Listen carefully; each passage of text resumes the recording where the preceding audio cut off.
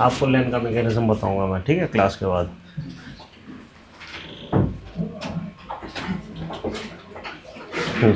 अब हमें करना था पोल्यूशन, राइट।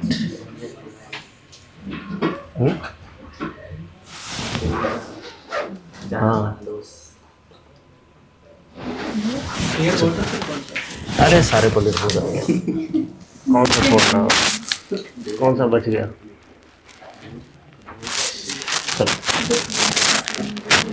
वैसे ये अच्छा तरीका है, डेट यहाँ लिखना अच्छा तरीका है नहीं। हाँ, जब वापस वीडियोस देखेंगे तो एटलीस्ट सीरियल याद रहेगा, ये अच्छी प्रैक्टिस है। हाँ, करना चाहिए ये। मैं भी यही सोच रहा था, अक्सर मैं सीरियल भूल जाता हूँ, क्या करा जाए। ये अच्छा सोल्यूशन है, डेट लिख दिया जाए आते ही। वो तो पता नहीं, ऐसे बच्चों के लिए लिखते होंगे। नहीं, ये है ना कि बच्चे सबसे पहले अपने क्लास में नोट करते थे कि इस डेट को ये कराया गया, इसलिए। हाँ, वो बच्चे अपना रिकॉर्ड रखते थे, अब हम अपने रिकॉर्ड के लिए। चलो बताओ, पोल्यूशन होता क्या है? ठीक है, आप दोनों को पता है, बाकी बताओ। हाँ, जब कंटामिनेंट इतने बढ़ जाए कि नेचर रिसाइकल। यस, आपने बताया। हाँ, ठीक है, तो बस यही है, मतलब मेन आइडिया ये है कि खाली कंटामिनेंट नहीं, कोई भी चीज़ को हम पोल्यूशन मानेंगे अगर वो इस लेवल तक चली जाए कि एनवायरनमेंट की जो एबिलिटी है टू एब्जॉर्ब इट, उसके बियॉन्ड हो, उस कैपेसिटी के बियॉन्ड हो। जैसे फॉर एग्जांपल कार्बन डाइऑक्साइड बहुत नेसेसरी है, अगर इसको पोल्यूटेंट मानेंगे और मान लो पूरी तरीके से ख़त्म कर दिया, हमारे प्लांट मर जाएंगे। वो शुगर कैसे बनाते हैं, राइट, विच मीन्स एक टॉलरेंस लेवल है ना। अगर इसके बियॉन्ड जाना शुरू कर दिया, nature's capacity to absorb it, उसके बियॉन्ड जाना हमने शुरू कर दिया, तो वो पोल्यूटेंट है। तो CO2 एक पोल्यूटेंट है। क्यों? अब वो इस कैपेसिटी के बियॉन्ड चला गया कि प्लांट्स उसको वापस एब्जॉर्ब करते, है ना, और किसी तरीके से मतलब न्यूट्रलाइज कर देते। हाँ, इनफैक्ट यहाँ पे शब्द यही आना चाहिए कि nature's ability to neutralise it, है ना। तो जैसे आपके इसमें डेफिनेशन जो लिखी है, क्या लिखा है कि defines pollution is defined as the accumulation of substances और फॉर्म्स ऑफ एनर्जी। हाँ, ये चीज़ भी ध्यान रखना है, फॉर्म्स ऑफ एनर्जी का भी एक्यूमुलेशन पोल्यूशन है। जैसे रेडिएशन पोल्यूशन, लाइट पोल्यूशन, गर्म पानी, हाँ, साउंड पोल्यूशन, राइट। तो forms of energy in an environment in an environment in quantities or at flow rates which exceed the ecosystem's capacity to either neutralize or disperse them to harmless levels, है ना। हाँ, तो हमें क्या पता होना चाहिए कि हम दो शब्द याद रखेंगे कि न्यूट्रलाइज ना कर पाए, ठीक है, और क्या चीज न्यूट्रलाइज ना कर पाए, एनवायरनमेंट न्यूट्रलाइज ना कर पाए, क्या चीज ना कर पाए, substances, yes, substances and forms of energy।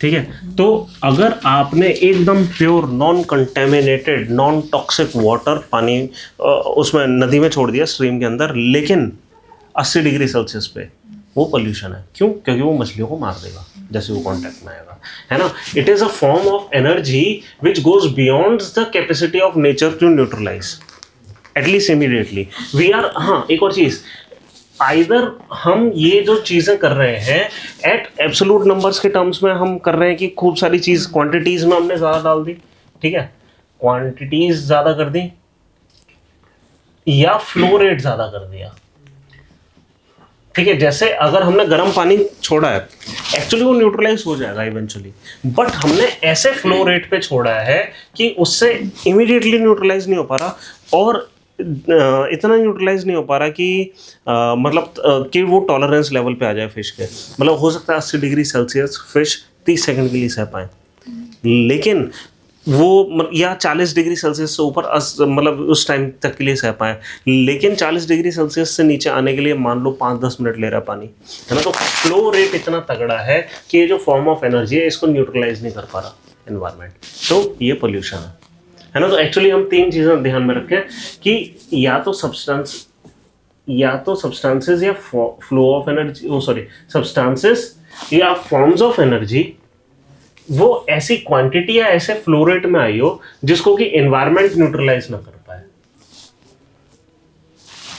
इसको हम क्या बोलेंगे, ये पोल्यूशन है। ठीक है ना, एकदम सिंपल डेफिनेशन। ठीक है, इसलिए हमने क्या करा है कि इसका मतलब क्या हो गया, दो चीज़ें हो गई, एक्यूमुलेशन ऑफ सब्सटेंसेस हो सकती है, जैसे कार्बन साइकिल है ना, कार्बन डाइऑक्साइड ज़्यादा कर दिया है ना तो वो एब्जॉर्ब नहीं कर पा रहा, और दूसरा फ्लो फॉर्म्स ऑफ एनर्जी का एक्यूमुलेशन है ना, जैसे कि हम 80 डिग्री सेल्सियस पे पानी डालना है ना।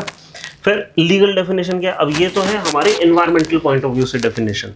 ठीक है, अब आते हैं हम लीगल डेफिनेशन पे। लीगल डेफिनेशन क्यों, क्योंकि हम पॉल्यूशन किस चीज़ को कहेंगे ये हम कहाँ से पता लगा रहे हैं, एनवायरमेंटल प्रोटेक्शन एक्ट वगैरह से, है ना। सरकार किसको पोल्यूशन मानती है, सवाल तो ये उठता है ना। तो ये कह रहे हैं presence of any environmental pollutant, any solid liquid या gases substance present in concentration as may be और tend to be injurious to the environment, है ना। कोई भी सब्सटेंस, कैसा भी सब्सटेंस, वो इस तरीके से डाला गया हो कि वो इंजीरियस टू द एनवायरमेंट है, तो देखा जाए ये चीज़ आ जाएगी उसमें, क्योंकि 80 डिग्री सेल्सियस का पानी, क्लीन वाटर, भी इंजीरियस टू द एनवायरमेंट है ना। तो लीगल डेफिनेशन में एक्चुअली कवर हो गया। ठीक है, अब आते हैं हम देखो फिर कितने टाइप के हमारे पास पोल्यूशन है, फिर हम क्या क्या करना चाहेंगे। अब सोचो कि आने वाली 2-3 क्लास में हमारा फिर तरीका क्या होगा। यस, तो सब्सटेंसेस के हिसाब से एयर, वाटर, ठीक है, और हाँ सॉइल, है ना। अब एनर्जी के हिसाब से नॉइज पोल्यूशन, हम लाइट पोल्यूशन एक्चुअली करेंगे नहीं बट होता है, हाँ, है ना, वो सब एयर पोल्यूशन है, हाँ वो सब एयर पोल्यूशन में आएगा, है ना, वो सब एयर का इस टाइप का पोल्यूशन है। अब क्या कि अब इनकी वजह से कुछ सेकेंडरी पोल्यूशन आ सकते हैं, क्या कि जैसे ये सोचा नहीं गया था बट 1980s में हमने देखने को मिला क्या कि हम यहाँ पे हल्का फुल्का पोल्यूशन कर रहे थे, हमें एक्चुअली सब्सटेंस से कोई प्रॉब्लम नहीं हुई, लेकिन उसने इवेंचुअली कुछ ऐसा क्रिएट कर दिया एटमॉस्फेयर में कि हमें प्रॉब्लम होना शुरू हो गई।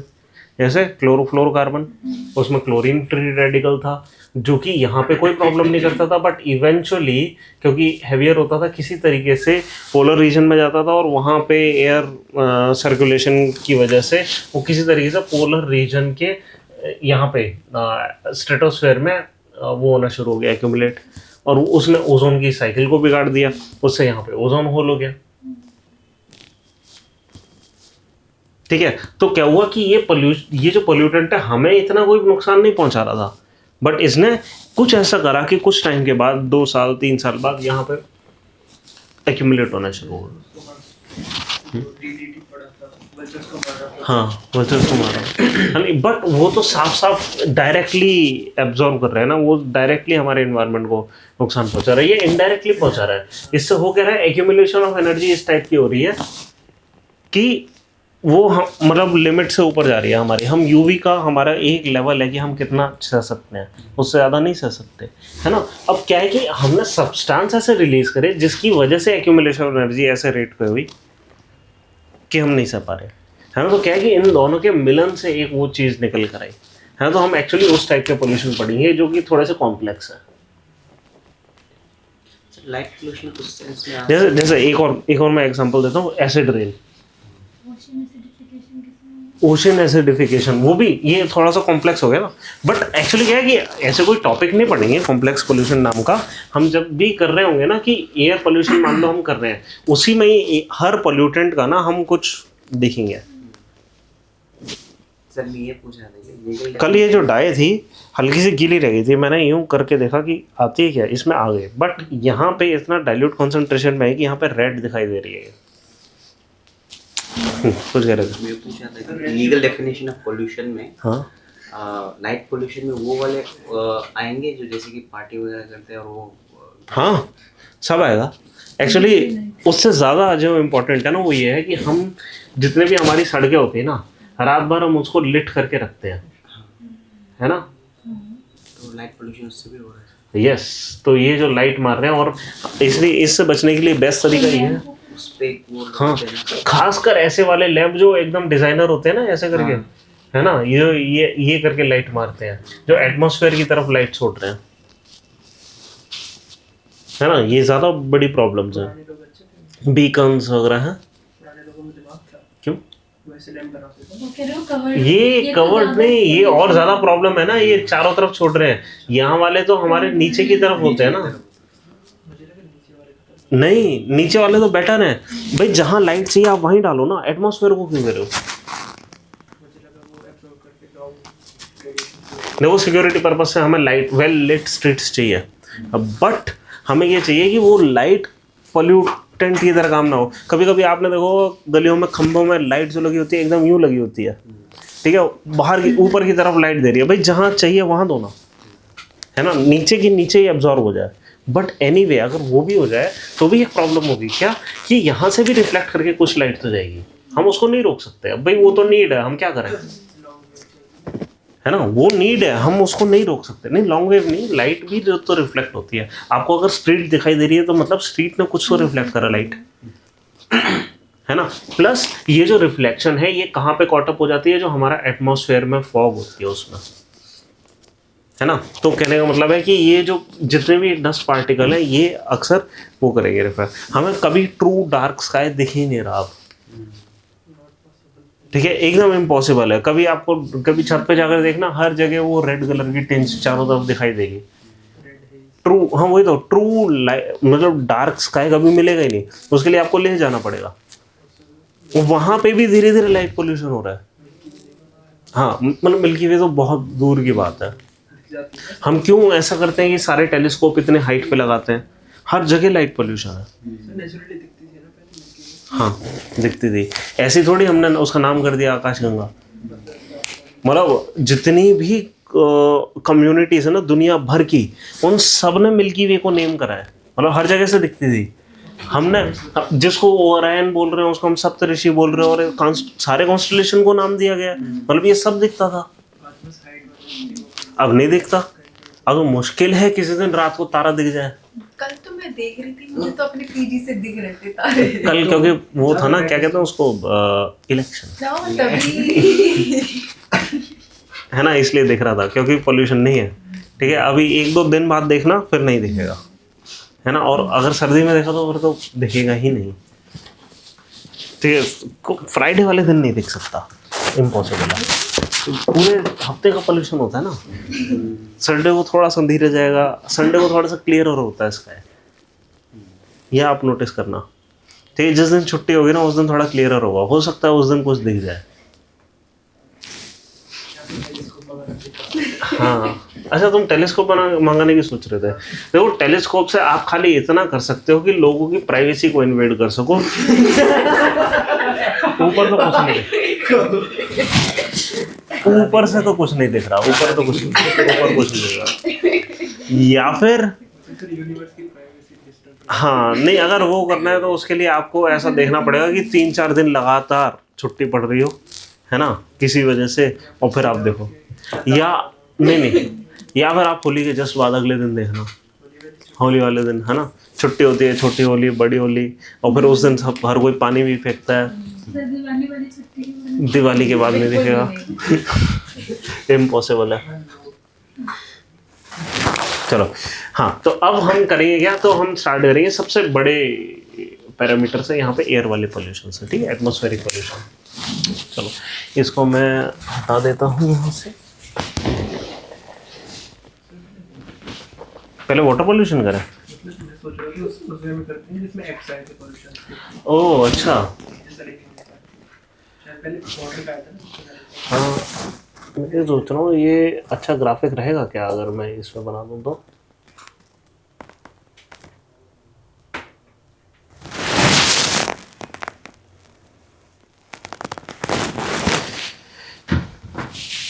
वाटर करें पहले, ठीक है, करा जा सकता है।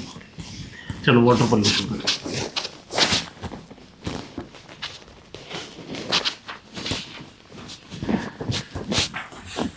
एफ्लुएंट शब्द पता है किसको कहते हैं?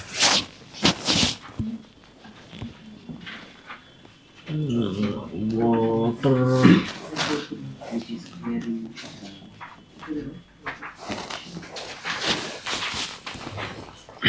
पेज नंबर बताओ।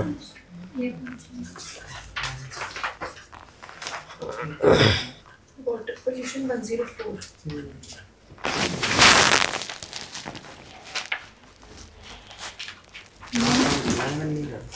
आज हम इन्वायरमेंट ही कर रहे हैं। इनफैक्ट हम वो इन्वायरमेंट कर रहे हैं जिसको लोग कहते हैं कि ये इन्वायरमेंट है। ठीक है,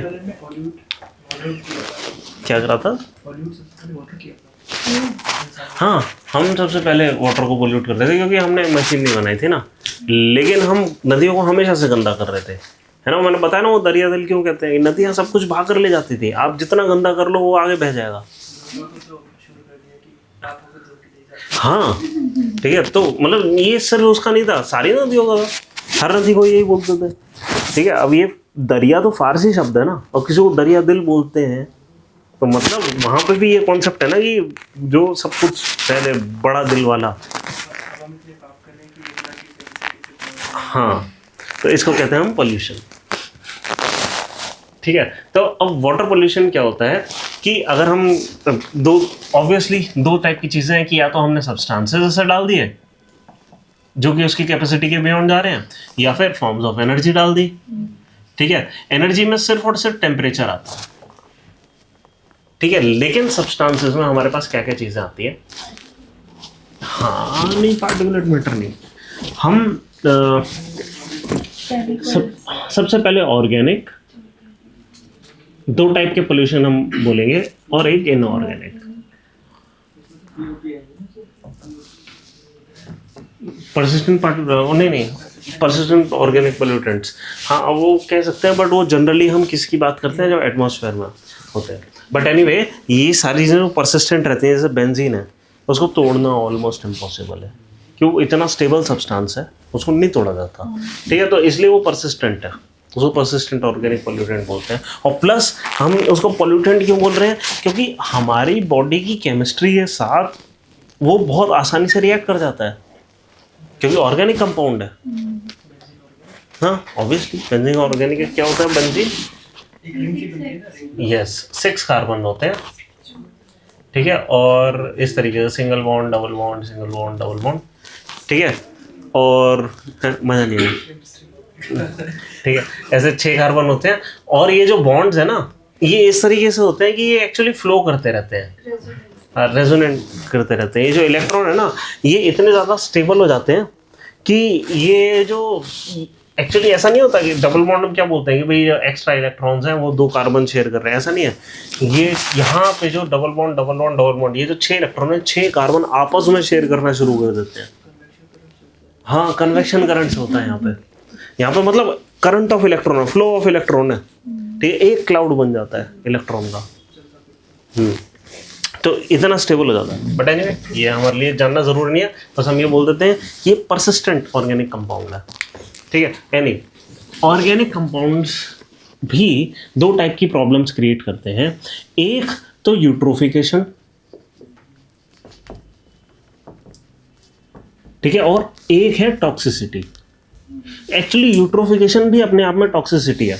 टॉक्सिसिटी का मतलब क्या है? वो हर चीज़ जो कि टॉक्सिक हो, टॉक्सिक मतलब हल्की सी पॉइजनस हो हमारे लिए। ये चीज़ भी पॉइजनस हो सकती है। यूट्रोफिकेशन भी एक अपनी टॉक्सिसिटी क्रिएट करती है। बट अगर वो सब्सटेंस अपने आप में ही, ये यूट्रोफिकेशन तो क्या है कि ऑर्गेनिक कंपाउंड का होना जिसकी वजह से कोई किस्म की ऑर्गेनिक ग्रोथ हुई है, जिसकी वजह से टॉक्सिसिटी हो गई।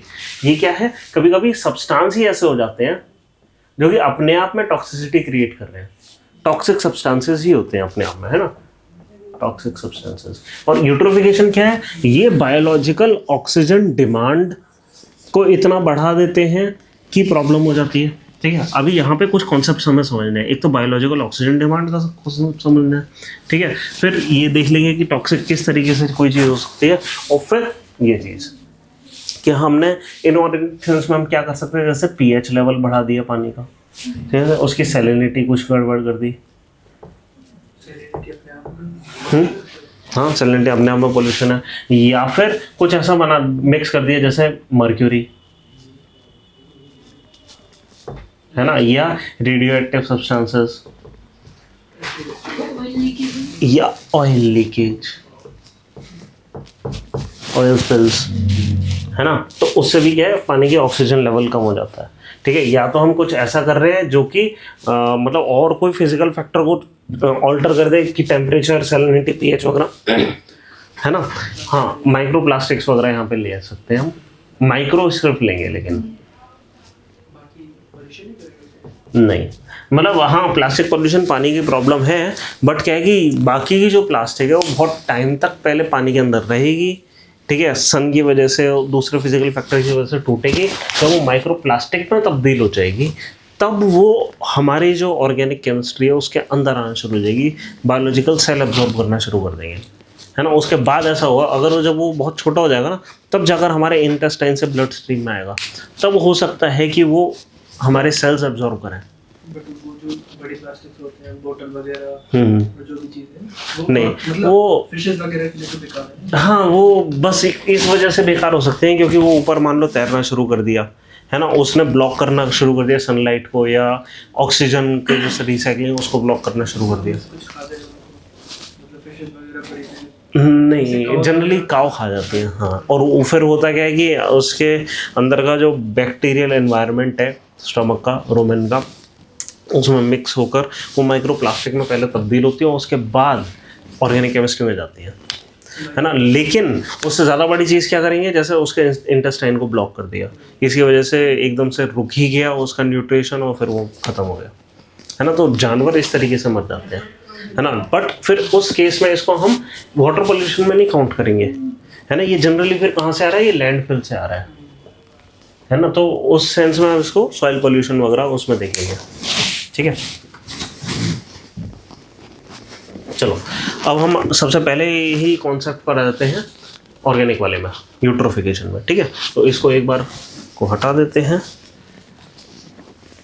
क्या इसका भी हमें एक डायग्राम बनाना चाहिए, जैसे इसकी डायग्राम की ज़रूरत नहीं है, ये वैसे ही दिख रहा है हमें। तो चलो देख लेते हैं।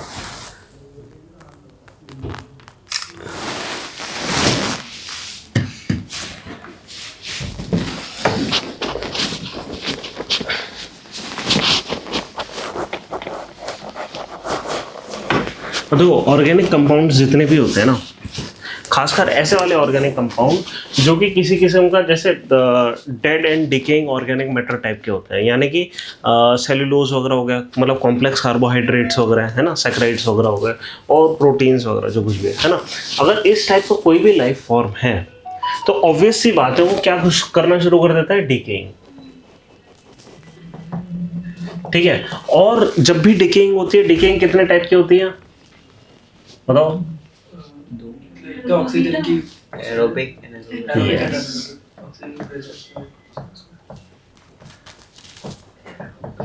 ठीक है, एक हेल्दी वाटर की अंदर ऑक्सीजन कितना मिला होता है, कुछ आइडिया हेल्दी वाटर में?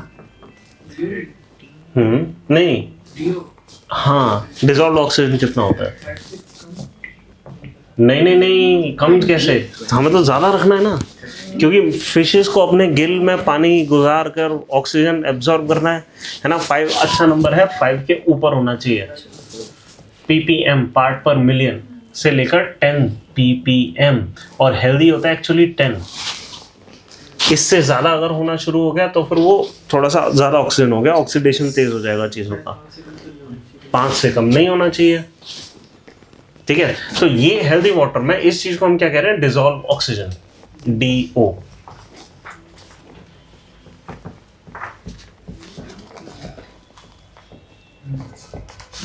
ठीक है, और डिसॉल्व ऑक्सीजन करता क्या है कि ये नेसेसरी है किस चीज में, कि जितने भी एनिमल लाइफ है वाटर के अंदर, है ना, वो लाइफ को सस्टेन करने का काम करता है। ठीक है, एनिमल लाइफ में तो जितने भी नॉन क्या फोटोसिंथेटिक बीइंग्स है ना, जो अपनी खुद की नहीं बना पाते ऑक्सीजन, उन सबको रेस्पिरेशन के लिए जो ऑक्सीजन मिलती है, कहाँ से मिलती है, यहाँ से। ठीक है, जैसे कि बैक्टीरिया, है ना, फंगाई वगैरह, इन सबको कहाँ से मिल रही है ऑक्सीजन, ये डिसॉल्व ऑक्सीजन मिल रही है। ठीक है, अब सवाल उठता है ये डिसॉल्व ऑक्सीजन पानी के अंदर कहाँ से आ रही है? एयर से आ सकती है। और जो algae होते हैं, यस, तो इसके दो सोर्सेज हैं, ठीक है। एक तो एटमॉस्फेरिक, फिश नहीं देते सर। नहीं कैसे, वो तो लेंगे ना, ठीक है। नहीं ऐसे तो फिर हम 21% ऑक्सीजन लेते हैं, 16% छोड़ते हैं, हम भी ऑक्सीजन छोड़ रहे हैं कार्बन डाइऑक्साइड से ज़्यादा। हम भी बोल सकते हैं हम भी ऑक्सीजन छोड़ते हैं, है ना। ये सवाल आ सकता है यूपीएससी में, बड़ा इंटरेस्टिंग सवाल होगा कि ह्यूमंस क्या छोड़ते हैं, और इसमें से किस ऐसा हो सकता है ना कि इनमें से सबसे ज़्यादा छोड़ने वाली गैस कौन सी है जो ह्यूमंस छोड़ रहे हैं, और नाइट्रोजन हटा दिया मान लो, ठीक है। ऑक्सीजन, कार्बन डाइऑक्साइड, 2-3 और गैस लिख दी। मतलब कोई लोग ये ना कर दे कि हम कार्बन डाइऑक्साइड छोड़ते हैं ज़्यादा। चलो खैर, एलगे ये काम कर रहे हैं, ठीक है।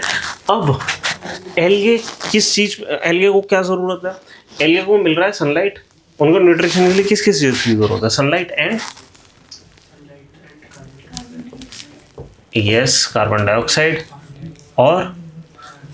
और न्यूट्रिएंट्स की ज़रूरत है ना। उनको सिंपलर ऑर्गेनिक कंपाउंड्स की ज़रूरत है, ठीक है। जनरली वो इनका फूड बनेंगी, है ना। न्यूट्रिशन का मतलब होता है फूड, और यहाँ पे अपना फूड ऐसे एनर्जी के फॉर्म में तो ये ले लेते हैं, तो प्रोटीन कैसे बनेंगे, है ना। तो उसके लिए तो इनको ये चाहिए क्या कि कोई ऑर्गेनिक मैटर हो। तो जनरली क्या होता है, और जनरली उनको क्या चाहिए होता है, एक्चुअली नाइट्रोजनस कंपाउंड NPK चाहिए, एक्चुअली इनको NPK चाहिए, ठीक है। अगर फास्फोरस का पोल्यूशन खूब ज़्यादा है, एल्गल ब्लूम आ जाता है, ठीक है। अगर नाइट्रोजन का पोल्यूशन ज़्यादा है तो एल्गल ब्लूम आ जाता है ना। क्या मतलब एग्रीकल्चर से जो हाँ, एक्चुअली ये ऐसा मानो कि इनकी इनफैक्ट हम रिसेंट टाइम्स में पता है क्या कोशिश कर रहे हैं कि सीवीड और सी ग्रास वगैरह, ठीक है, इनसे सी ग्रास वगैरह बनती है, कि हम इसको मतलब इनको एल्गे को यूज़ करके ओशन में एल्गे उगाएं और उसको किसी तरह फूड चेन में ले आए। क्योंकि कई सारी कम्युनिटीज़ क्या करती हैं, एल्गे को उठाती हैं, उसको पका के खाती हैं। हमारी सरकार ये ट्राई कर रही है कि कल्चरली अडॉप्शन ना स्टार्ट हो जाए, इसकी सब्जी बन सकती है, मतलब हाँ, मतलब उस टाइप का कुछ, हाँ ठीक है। बट ऑब्वियसली देखो सारी चीज़ ये होती है कि कम्युनिटी क्या एक्सेप्ट कर रही है। कहने को तो वो टिड्डियाँ हैं वो जो फसल बर्बाद करती हैं, ठीक है, उसको अफ्रीका कुछ देशों में, सोमालिया वगैरह में खाते हैं वो लोग, ठीक है। यहाँ का तगड़े से तगड़ा नॉन वेजिटेरियन भी मना कर देगा किसी भी टिड्डे को खाने में, समझ रहे हो। सारी बात यह है कि कल्चरली एक्सेप्टेबल क्या है, वो भी ऑर्गेनिक कंपाउंड है ना, सारी बात इस पे है, ठीक है। एल्गे भी अच्छे से अच्छे वेजिटेरियन एल्गे खाने को मना कर देंगे। हाँ लाल चीटियों को पेस्ट करा के हाँ हाँ हाँ खाते हैं।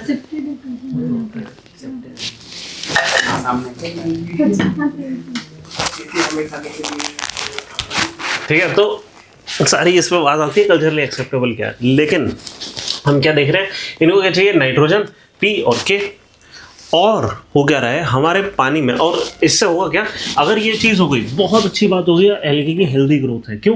क्योंकि ये लगातार डिजॉल्व ऑक्सीजन बढ़ाते रहेंगे, है ना। एल्गे बहुत अच्छी चीज़ हो गई उस सेंस में, है ना, कि अगर हमें पॉल्यूशन कम, हमें चाहिए क्या, हेल्दी वाटर का मतलब पता है क्या होता है। हेल्दी वाटर का मतलब आपको सिंपली एक चीज़ आइडेंटिफाई करना है, यहाँ पे फिश हो रही है क्या।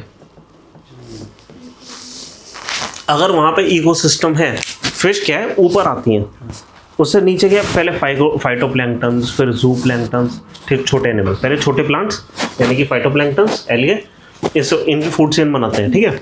इसके ऊपर क्या होगा, जूप्लैंक्टन्स, वेरी स्मॉल फिशेस, उसके ऊपर छोटी मछलियाँ, फिर बड़ी मछलियाँ, है ना। अगर आपको फिश दिख रहा है which means ecosystem is good, तो मतलब कि एनर्जी का ट्रांसफर हो रहा है ट्रॉफिक लेवल से 10% रूल के हिसाब से, है ना। अगर ये चीज़ एग्जिस्ट करती है मतलब इनफ फूड है, और टॉक्सिसिटी टॉलरेबल लेवल में है कि फिश हो पाती हैं। क्योंकि हमने क्या बताया था कि 10% रूल के हिसाब से टॉक्सिसिटी है वो भी एक्यूमुलेट होना शुरू हो जाती है ना। 10 टाइम्स रूल के हिसाब से हमने क्या बताया था कि इसको उतनी ही एनर्जी पाने के लिए 10 टाइम्स द फूड खाना पड़ेगा, है ना। इस ट्रॉफिक लेवल पे रहने वाले जीव को क्या करना पड़ेगा, 10 गुना फूड खाना पड़ेगा तब जाकर, क्योंकि ज़्यादातर वो एक्सक्रीट कर देंगे, उनके एब्जॉर्ब करने की कैपेसिटी लो है ना, तब जाकर उनको इतनी एनर्जी मिलेगी अपनी बॉडी में कि वो सर्वाइव कर पाए। विच मीन्स अगर यहाँ पे कोई परसिस्टेंट टॉक्सिसिटी है ना, वो 10 गुना ज़्यादा एक्यूमुलेट हो जाएगी, है ना, और फिर वो 10 गुना ज़्यादा और एक्यूमुलेट हो जाएगी, और फिर 10 गुना ज़्यादा और वल्चर मर जाएगी। वल्चर ऐसे तो मर रहे थे ना, है ना। तो ये जो चीज़ है, अगर ये टॉप मोस्ट लेवल वाली चीज़ सर्वाइव कर रही है पानी में, which means water is healthy. वो अलग बात है ना, वो अलग बात है कि उन्होंने कोई एक्सक्रीशन का मैकेनिज्म निकाल दिया है कि एक्यूमुलेटेड सब्सटेंसेस को वो कुछ टाइप के सेल्स के अंदर एक्यूमुलेट कर लें और उसको शेड कर दें। ठीक है, कि ये पॉसिबल है कि जैसे सांप अपनी स्किन शेड करता है ना, पेड़ अपनी पत्तियां शेड कर देते हैं, जब ज़्यादा टॉक्सिसिटी हो जाती है सारा अपना वेस्ट प्रोडक्ट पत्तियों में डाल देते हैं, और जो उसका मौसम होता है, क्या कहते हैं इसको, पतझड़ का मौसम है ना, ऑटम, उसमें सब कुछ निकल जाता है, करा जा सकता है। बट वो अडेप्टेबिलिटी की बात अलग है। अगर ये चीज़ है तो मतलब वाटर हेल्दी है, ठीक है, और इनको सस्टेन करने के लिए सिर्फ फूड की ज़रूरत नहीं है। किस चीज़ की ज़रूरत है? और फूड की ज़रूरत है एक्चुअली, ऑनेस्टली डिजॉल्व ऑक्सीजन की ज़रूरत है। और एल्गे कर क्या रहे हैं, सिर्फ डिजॉल्व ऑक्सीजन नहीं बना रहे, ये खुद फाइटोप्लैंक्टन्स खुद खा लिए जा रहे हैं, ये शुगर भी क्रिएट कर रहे हैं, है ना। जब ये खा लिए जा रहे हैं तो इसके ऊपर जू प्लैंक्टन सर्वाइव कर रहे हैं, इसके ऊपर और चीज़ें, और फिर फिश सर्वाइव कर रही हैं, है ना। विच मीन्स फिश का होने का मतलब, एल्गे जो है वो फूड भी दे रहा है, ऑक्सीजन दे रहा है, एल्गे इज वेरी इंपॉर्टेंट, है ना। तो अगर एल्गे इतना इंपॉर्टेंट है तो फिर ऐसा क्यों होता है? मतलब अब ये सोचो कि हद से ज़्यादा एनपीके हो गया, मान लो पानी के अंदर, क्या हो गया, हद से ज़्यादा एल्गे हो जाएगा, ठीक है। अब एक पानी के इसका एग्जांपल लेते हैं, ये पॉन्ड है बढ़िया सा, ठीक है, इसमें खूब सारी एल्गे हो गई। अब ये तो पूरे वाटर में रहेगी ना एल्गे, ठीक है, चारों तरफ हो गई ना ना ना। जब हाँ, अच्छी जो एल्गे होती है ना, वो थोड़ा सा ट्रांसलूसेंट कर देती है पानी को, ज़्यादा नहीं, ठीक है, एक्चुअली ट्रांसपेरेंट ही रहता है पानी, ठीक है। इतने इंटरस्पर्स्ड होती है एल्गे कि वो ओपेक नहीं करती पानी को। मतलब क्या है कि ऊपर से जो सनलाइट आ रही है वो यहाँ तक भी जा रही है, और यहाँ पे भी ऑक्सीजन क्रिएट हो रहा है, यहाँ पे भी ऑक्सीजन क्रिएट हो रहा है, यहाँ पे भी हो रहा है, यहाँ पे भी हो रहा है। हेल्दी वाटर में एल्गे रहेगी, हमारे अंदर जाएगी नहीं, टॉलरेबल लेवल पे है, हमारे फूड चेन में आ गई। बैक्टीरिया हम हमेशा खा रहे हैं, इस पानी के अंदर खूब सारा है ना। तो अब कहने का मतलब है, अच्छा हेल्दी वाटर क्या हो गया कि ट्रांसपेरेंट हो। अब सोचो एल्गे बहुत ज़्यादा होने शुरू हो गए, और एल्गे होता क्या है वैसे, फोटोसिंथेटिक ऑर्गेनिज्म। मतलब ये करते क्या है ना, ऑक्सीजन मतलब क्रिएट करते हैं बाय फोटोसिंथेसिस। फोटोसिंथेसिस के लिए क्या चीज़ ज़रूरी है, और इनके अंदर कुछ होना चाहिए, chlorophyll. And what is chlorophyll? Green pigment, which means it is opaque. अगर ये ज़्यादा होना शुरू हो गया तो फिर ये क्या कर देगा, जो ऊपर वाली लेयर है इसमें ही इतना ग्रीन हो जाएगा कि नीचे वाला पानी ओपेक हो जाएगा, यहाँ तक सनलाइट पहुँचेगी ही नहीं। तो ये सारे एल्गे हो जाएंगे डेड, ठीक है। अब जैसे डेड हो गए, ठीक है, ये एक्चुअली फ्लोट करना शुरू कर देंगे, और धीरे धीरे होगा क्या कि ये जो ऑक्सीजन की लेयर है ना, वो खाली यहाँ पे ऑक्सीजन जनरेट होगा, और ऑक्सीजन जनरेट होकर निकल जाएगा। जो नीचे वाली लेयर है इसमें कोई ऑक्सीजन जनरेशन ही नहीं होगा, खत्म, यहाँ पे ऑक्सीजन खत्म, ठीक है। और यहाँ पे जितनी फिश होंगी वो मर जाएंगे, और कुछ टाइम बाद यहाँ पे यूँ फ्लोट करना शुरू होंगे मरने के बाद, और नीचे यह सब कुछ डेड हो जाएगा, डेड जोन, ठीक है। इस चीज को कहते हैं ओवर न्यूट्रिफिकेशन, यानी कि यूट्रोफिकेशन, ठीक है। Over nutrition is eutrophication. हुआ क्या कि एनपीके इतना ज़्यादा हो गया, ठीक है, यानी ऑर्गेनिक मैटर इतना ज़्यादा हो गया, और एनपीके के फॉर्म में, एकदम सिंपल फॉर्म में तो और भी अच्छा, ठीक है। ये अगर बहुत ज़्यादा हो गया तो एल्गे बहुत ज़्यादा हो जाएंगे, ठीक है, खूब सारा ऑक्सीजन प्रोड्यूस करने की कोशिश करेंगे, लेकिन नहीं कर पाएंगे क्योंकि उनको सनलाइट नहीं मिल रही, तो वो भी डेड हो जाएंगे। अब होगा क्या कि यहाँ पे एक नई चीज़ स्टार्ट हो जाएगी डेड जोन में, जहाँ पे ऑक्सीजन नहीं है। शुरुआत में तो जितना ऑक्सीजन उन्होंने प्रोड्यूस करा होगा उसका क्योंकि डेड हो गए, डेड चीज़ का क्या होना चाहिए, ये होना चाहिए, डीके होनी चाहिए।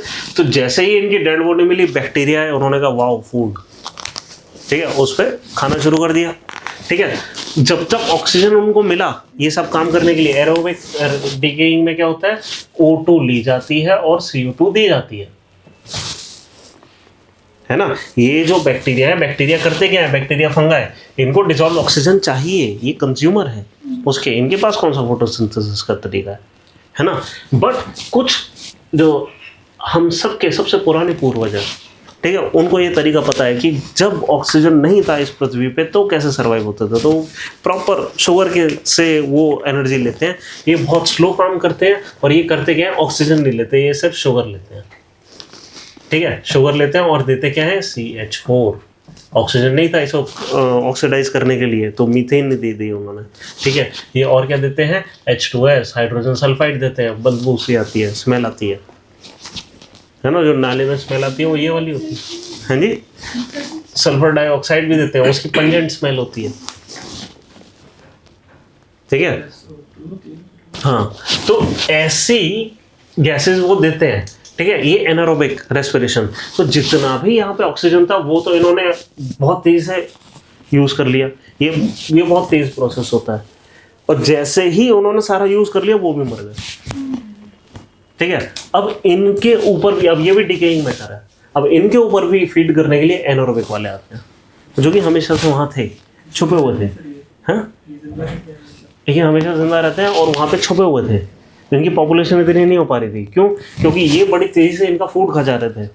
ठीक है, जैसे ही न्यूट्रिशन मिला एक्सप्लोड करनी शुरू हो गई इनकी पॉपुलेशन, है ना, एक्सपोनेंशियल ग्रोथ। ठीक है, इवेंचुअली जैसे ही ये सब जगह पे आ जाएंगे फिर वो लॉजिस्टिक ग्रोथ हो जाएगी। आप समझ रहे हैं, यहाँ पे भी इनकी कैरिंग कैपेसिटी एक आने वाली है ना। वो सारे कॉन्सेप्ट बहुत इंपॉर्टेंट है, तो ये हर जगह काम आते हैं, सारी चीज़ें लिंक्ड है।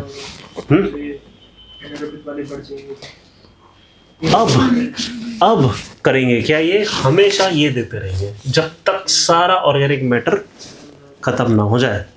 तो मतलब क्या, हाँ, पानी फिर से साफ हो जाएगा। वो गोबर गैस के प्लांट हम क्यों लगाते हैं, सीवेज ट्रीटमेंट कैसे करते हैं, हाँ, ये नेचुरली साफ हो जाएगा। लेकिन द पॉइंट इज, हमने जो उसमें पोल्यूशन डाला था, क्या उसको डालना छोड़ दिया, वो आता रहेगा और ये होता रहेगा और ये हमेशा बदबूदार बना रहेगा।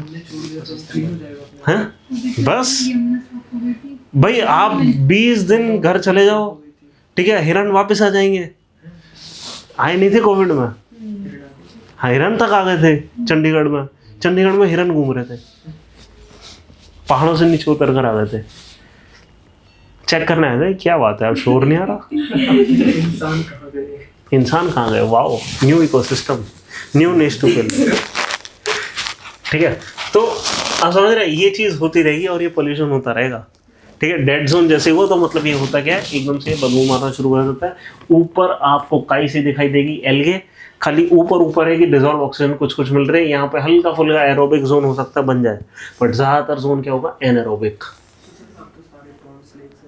सब ग्रीन है, मतलब ओवर न्यूट्रिशन हो रखा। और कहाँ से आ रहा है ये न्यूट्रिशन, अब बात आती है इनके सोर्सेज ऑफ पोल्यूशन। यस, सबसे बड़ा है कि जो लीचिंग होती है, आपने फर्टिलाइजर डाल दिया सब जगह पौधों को उगाने के लिए। ठीक है, बहुत सारा भर भर के डाला ताकि जितनी ग्रोथ हो सके उतना अच्छा मुफ्त में मिल रहा है, फर्टिलाइजर सब्सिडी ऐसे फेंकते हैं, है ना।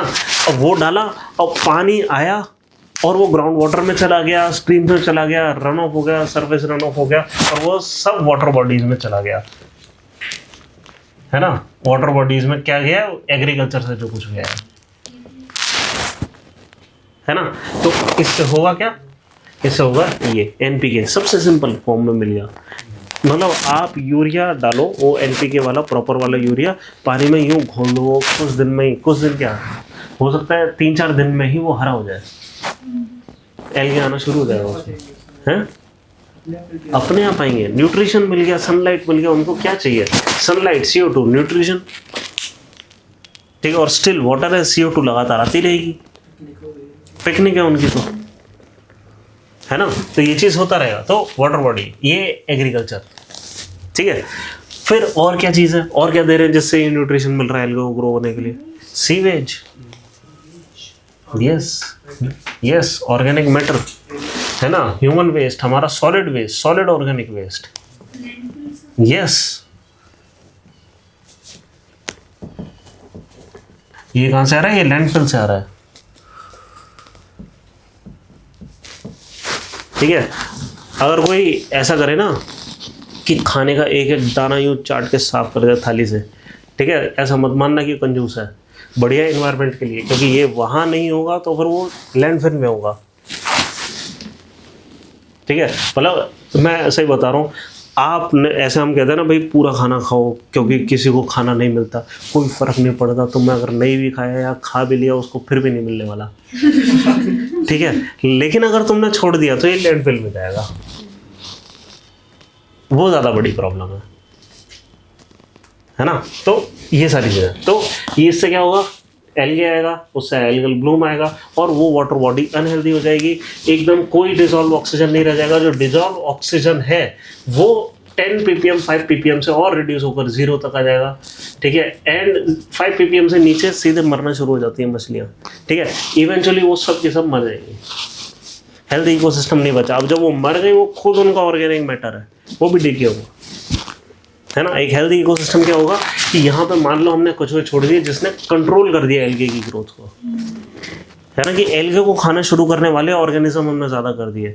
ये भी हो सकता है कि इतने ही हम न्यूट्रिएंट देते रहे, लेकिन किसी तरीके से फूड चेन के साइकिल को इतना स्ट्रॉन्ग कर लें कि कोई भी चीज़ डेड ना हो पाए, किसी तरीके से ऑक्सीजन नीचे ना जाए। आपके पास कोई तरीका है आर्टिफिशियली कि हम इस पूरी चीज़ को, देखो हो सकता है एक तरीका तो ये है कि इस पोल्यूशन को रोक दें। अगर इसको नहीं रोक पा रहे हैं तो क्या कोई तरीका है कि हम ये जो पूरी साइकिल डेड की तरफ जा रही है इसको जाने से रोक लें? ट्रीटमेंट प्लांट है एक तरीका, उसमें हम क्या कर सकते हैं? यस, उनका डाइजेशन करा सकते हैं, यहाँ से एनर्जी ले लें। बट ये एक प्रॉपर रूल ऑफ थंब है, 5 दिन के अंदर ये जितना ऑर्गेनिक मैटर को डाइजेस्ट कर लेते हैं या 4-5 दिन के अंदर, इनको 2 से 3 महीने भी लग सकते हैं डाइजेस्ट करने में। इतने टाइम तक इतने बड़े कंटेनर्स में हम पानी को स्टोर करके रख सकते हैं। हमें क्या स्टोर करना है? एक्चुअली हमारी सारी नदियाँ स्टोर करनी है। हमने सबको नाला बना रखा है, सबको बदबू आ रही है, खासकर यमुना में आ रही है। यमुना जैसी बड़ी नदी को हम कैसे टैंकों में स्टोर कर लेंगे? ये तो बहुत बड़ी प्रॉब्लम है। चलो ठीक है, लेकिन ये एक सोल्यूशन है, आप समझ रहे हैं। तो हम ना नोट्स पे जाते हैं, ये जो जितने भी पॉइंट्स हैं, है ना, ये सारे जो भी पॉइंट्स हैं उनको अब हम मतलब कॉन्सेप्चुअली फील करेंगे, है ना, ताकि आपको भी समझ आए कि देखो वरना क्या होता है, जब आंसर आते हैं आप क्या करते हैं, लगातार पॉइंट लिखते चले जाते हैं। आप इस बात पे ध्यान नहीं देते कौन सा सबसे पहले लिखना था, सबसे ज़रूरी क्या था, है ना। और हाँ, आप अक्सर ऐसा करते हैं, ठीक है, लास्ट में सबसे इम्पोर्टेंट पॉइंट आता है, ये नहीं होना चाहिए। तो इसकी फील रखो कि कौन सी चीज़ सबसे ज़्यादा ज़रूरी है, वो सबसे पहले मिल जाए, है ना। जो आंसर चेक करने वाला है वो सबसे ज़्यादा खुश होगा इस बात से को देखकर कि हाँ आपने सबसे इम्पोर्टेंट पॉइंट भी लिख दिया और उसके अलावा एडिशनल पॉइंट भी लिख दिए।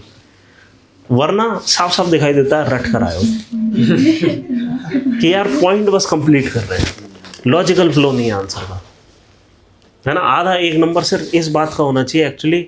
अगर नहीं भी होता है तो जैसे मेरे को लगता है, मेरा ये पर्सनल एक्सपीरियंस है कि सिर्फ लॉजिकल फ्लो बेटर हो जाता है, ठीक है, तो आंसर अच्छा मतलब आता है। क्योंकि मैं यार कभी आज तक अपना पेपर नहीं कंप्लीट कर पाया, ठीक है।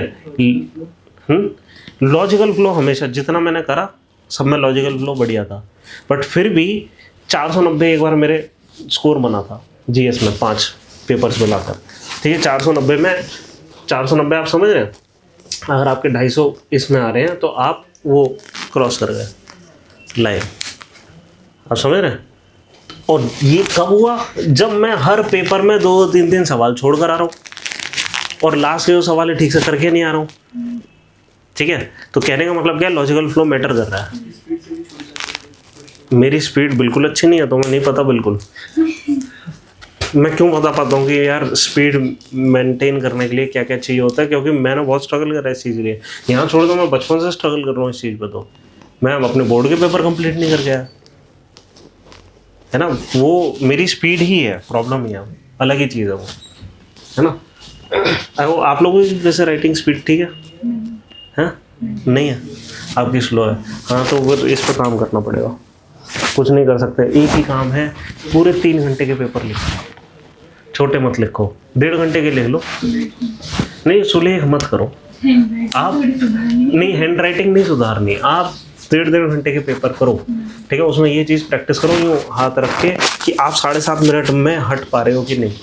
लगातार 7.5 मिनट में हटने की कोशिश करनी है ना। और ये सोचते हो कि सारे इंपॉर्टेंट पॉइंट आ गए हैं कहीं, है ना। अगर ये चीज़ हो गई ना, ये कोई इतना डिफिकल्ट नहीं करता, फिर सिंपल है। मोटिवेशन बनाए रखना होता है फिर। नहीं, जो भी आप प्रैक्टिस करो वो दिखाते रहो ना, मोटिवेशन तो मैं बना दूंगा। हाँ हाँ नहीं हाँ, कभी कभी ऐसा होता है शाम के 6 बजे उठ रहे हैं फिर दिख रहे हैं, क्या सुबह तो नहीं हो गई। ठीक है, चलो एक बार ऐसा करते हैं, ठीक है। ये तो मैं स्टोरी आपको बताता जाऊंगा कि इसको कैसे ठीक कर सकते हैं। एक बार ये देख लेते हैं, हम कुछ स्किप ना कर दें, तो एक बार नोट्स पे भी निगाह मार लेते हैं, ठीक है। तो हमारे टाइप्स ऑफ इम्प्योरिटीज़ क्या हो गए? Organic, inorganic. इसके अलावा एक्चुअली ऑर्गेनिक में ही फॉस्फोरस नाइट्रोजन होना चाहिए, लेकिन एनसीईआरटी ने इस तरीके से करा कि न्यूट्रिएंट की बैक्टीरिया अलग बताया, वो न्यूट्रिएंट की जो वो है ना उसको अलग बताया, और लिविंग मैटर्स को अलग इम्प्योरिटी बताया। क्यों? ये कह रहे हैं कि ये जितने भी पानी के अंदर जो कुछ भी मिल रहा है, एल्गे, बैक्टीरिया वगैरह जो कुछ भी मिल रहा है, हो सकता है ये इस टाइप की इम्प्योरिटी हो कि जो कि टॉलरेबल हो। सारे बैक्टीरिया हार्मफुल तो नहीं होते, लेकिन कुछ बैक्टीरिया हार्मफुल होते हैं, जैसे कि ई कोलाई, ठीक है। और वो एक्चुअली आइडेंटिफाई भी करने की, मतलब उससे हम आइडेंटिफाई भी कर पाते हैं कि किस टाइप के बैक्टीरियल ग्रोथ है। इंडिकेटर स्पीशीज एक किस्म का, है ना। चलो फिर वाटर से रिलेटेड इश्यूज़ क्या हैं हमारे? इन्वायरमेंटल इश्यूज़ क्या हैं? डिप्लीशन हो रहा है वाटर के रिसोर्सेज, उसका पोल्यूशन हो रहा है, और डिप्लीशन ऑफ एक्वेटिक लाइफ। पानी का अपने आप में कम हो जाना पोल्यूशन का एक कारण है। क्यों?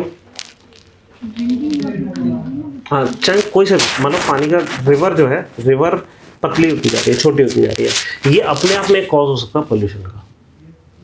सोचो क्यों? क्योंकि ठीक है, वो सब ठीक है। जैसे तो ये भी हो सकता है ना, ग्लेशियर मेल्ट कर रहे हैं तो रिवर स्ट्रीम ज़्यादा बड़ी हो जाए। हाँ वो ठीक है, उससे ये नहीं होगा कि रिवर स्ट्रीम बड़ी हो जाएगी कुछ, उससे होगा ये कि रिवर स्ट्रीम बहुत ज़्यादा वेरिएबल हो जाएगी जब मानसून है। क्योंकि वहाँ पे ग्लेशियर में क्या हो रहा था कि पानी जब गिर रहा था तो वहाँ पे आइस स्टोर हो रही थी, ठीक है, और वो गर्मी के मौसम में आ रही थी। अब क्या होगा, जो बरसेगा इमीडिएटली बह जाएगा और फिर बाकी टाइम बरसेगा ही नहीं, तो वेरिएबिलिटी ज़्यादा हो जाएगी। तो हर साल फ्लड आएगी, हर साल ड्रॉट आएगी, है ना। तो फ्लड और ड्रॉट दोनों चीज़ें एक साथ आएंगी। हमने क्या है, वो नेचुरल टैंक्स बना रखे थे ऊपर, अब हमारे नेचुरल टैंक खत्म हो गए तो हम अब डैम बना रहे हैं, है ना, ताकि वो वेरिएबिलिटी हम आर्टिफिशियली ख़त्म कर सकें, ठीक है। और उससे हो क्या रहा है, और ज़्यादा एक्सेलरेट हो रहा है कि ग्लेशियर खत्म हो रहा है, तो हम एक बैड साइकिल में फंसे हुए हैं। एनीवे, हमने जो पॉल्यूशन की डेफिनेशन देखी थी, वापस एक बार मैं चाहूँगा कि इसको रिविजिट करा जाए। अपना पेन उठाया, गुड, ठीक है। क्या है कि यहाँ पे लिखा हुआ था कि कंसंट्रेशन नहीं, लीगल वाली, हाँ ठीक है। हमने डेफिनेशन देखी थी ना कि एनवायरनमेंट्स एबिलिटी टू न्यूट्रलाइज और क्या, disperse them to harmless levels, ठीक है। डिस्पर्स का मतलब क्या है, पानी की जो वाटर बॉडी अगर बड़ी है तो उसके लिए डिस्पर्जन आसान होगा।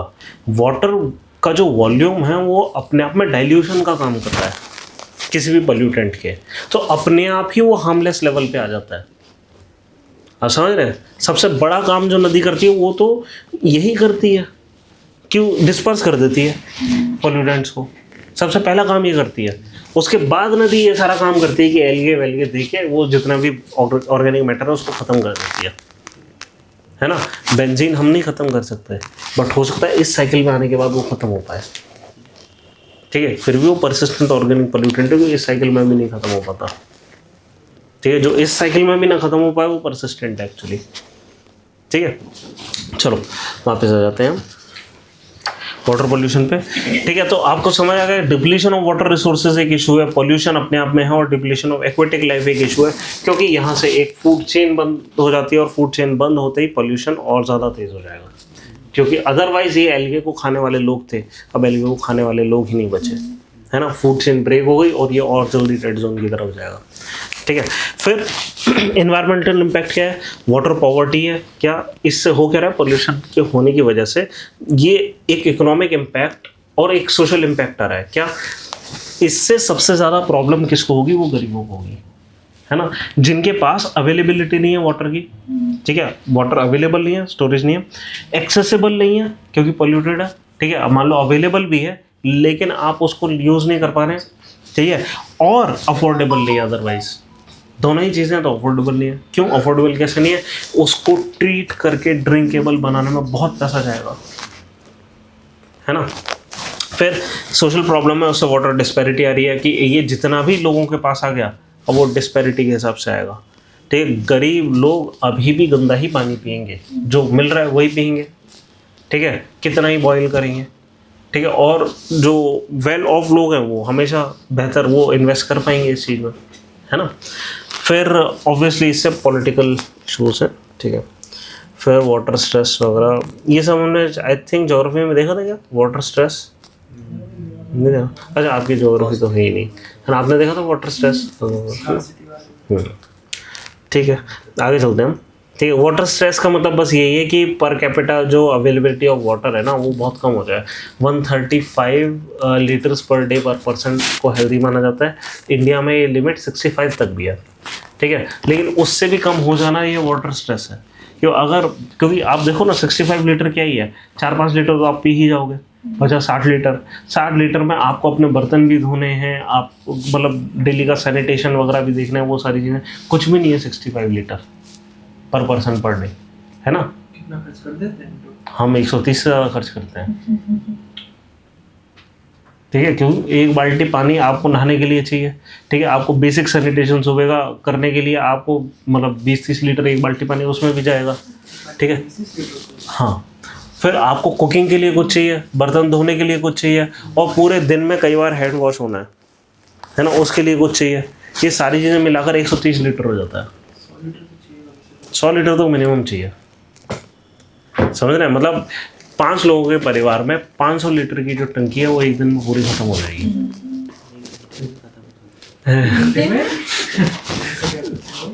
जरूरत हो तो तुम यार मेरे को लग रहा है 24 घंटे गीजर चलाकर और एक बार नॉब चालू कर दी फिर तभी खत्म होती है जब गीजर में खत्म हो जाए। हाँ, ओह अच्छा, हाँ लॉन्ड्री तो रहेगी सबसे ज़्यादा, वही लेती है, वही तो सबसे ज़्यादा वॉशिंग मशीन ज़्यादा ले जाती है। हाँ, क्योंकि वो टब 2-3 बार भरेगा, है ना, हर बार वो 30-40 लीटर ले जाएगा या 50-60 लीटर भी, है ना, तो 200 लीटर ले जाएगा। बट अच्छी बात है डेली नहीं चलाना होता, ठीक है। अब चलो, अब ये जितना भी पोल्यूशन है ना, ये जो हम टाइप ऑफ पोल्यूशन देख रहे थे, यहाँ पे इन्होंने एक चीज़ लिख रखी है। ये पॉइंट सोर्स वगैरह पे ऐसा करिए, हम बाद में आएंगे, ठीक है। Point source non point source, पहले इम्पैक्ट ऑफ पोल्यूशन देख लेते हैं। सबसे पहले इम्पैक्ट ऑफ पोल्यूशन क्या होता है कि पैथोजेंस होते हैं, कि जैसे ही ऑर्गेनिक कंपाउंड आया तो वो एल्गे की ग्रोथ होगी और किसकी, बैक्टीरिया, फंगाई, इन सब की ग्रोथ होगी, है ना। ये 2-3 चीज़ें जिनकी ग्रोथ हो रही है, इनको हम बॉक्स कर देते हैं, ठीक है। ये ऑर्गेनिक मैटर, और ये इनमें से कई सारे पैथोजेनिक हो सकते हैं, है ना। मतलब पैथोजेनिक मतलब जो कि हार्मफुल टू ह्यूमन लाइफ हो, है ना, तो ये पॉसिबिलिटी होती है। तो पैथोजन हो सकते हैं, और ये ऑब्वियसली डिजीज़ क्रिएट कर सकते हैं। जैसे कि कई ज़्यादातर जो पानी से वाटर बॉर्न डिजीज़ होते हैं वो कौन से होते हैं, जो फीकल ओलर रूट से आते हैं, कि सीवेज था और वो ठीक से डाइजेशन नहीं हुआ उसका, और वो नदी में चला गया, और वो नदी किसी के पानी का सोर्स भी है ना, तो होगा क्या कि वहाँ से कोलेरा जैसी चीज़ है वो आपके फीकल ओरल रूट से आपको मिलेगी, है ना। तो ये चीज़ हो गई। फिर नेक्स्ट है ऑर्गेनिक वेस्ट। जैसे कि हमने क्या देख लिया, क्या क्या ऑर्गेनिक वेस्ट है कि एग्रीकल्चर वाला वेस्ट, सीवेज वाला वेस्ट और सॉल्ट वाला वेस्ट, है ना, ये चीज़। तो इसमें देखो क्या क्या लिखा हुआ है कि sewerage, leaves, grass, trash etcetera pollute water as a consequence of run off, ठीक है। और इन सब को चेक करने के लिए हम 3 पैरामीटर्स को यूज़ करते हैं, एक डिसॉल्व ऑक्सीजन, एक एनारोबिक बैक्टीरिया कितना है, ठीक है, सॉरी हाँ एनारोबिक बैक्टीरिया कितना है, और बायोलॉजिकल ऑक्सीजन डिमांड कितनी है, ठीक है। अब इन 3 चीज़ों को देखते हैं सबसे पहले, ठीक है। ये सारी चीज़ें मैं मिटा रहा हूँ यहाँ से, ठीक, और हम इन चीज़ों को समझते हैं।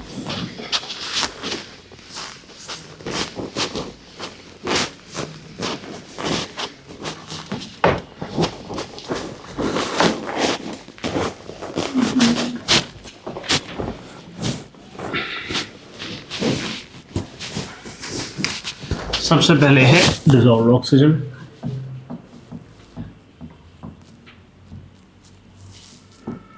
ऑक्सीजन, और मैंने कितना बताया, ये 0 से 10 ppm तक हो सकती है, ठीक है, और anything below 5 ppm is dangerous, right. आपके नोट्स में आई थिंक ये लिखा होगा, है ना। इन कोल्ड वाटर डीओ के लास्ट पॉइंट है, in cold water DO concentration can reach up to 10 ppm। Oxygen in air कितना है, वो ऑलमोस्ट 21% है। वो कितना ppm है, 200,000 ppm, 2 लाख ppm पार्ट पर मिलियन, है ना। वो उसको परसेंटेज टर्म में आप कन्वर्ट कर सकते हो, है ना। हाँ, एयर से हम ले रहे हैं ना। तो देखो जो फिशेस हैं उनके ऑक्सीजन का जो रिक्वायरमेंट है वो कम है, हमारा ज़्यादा है। सोचो क्यों?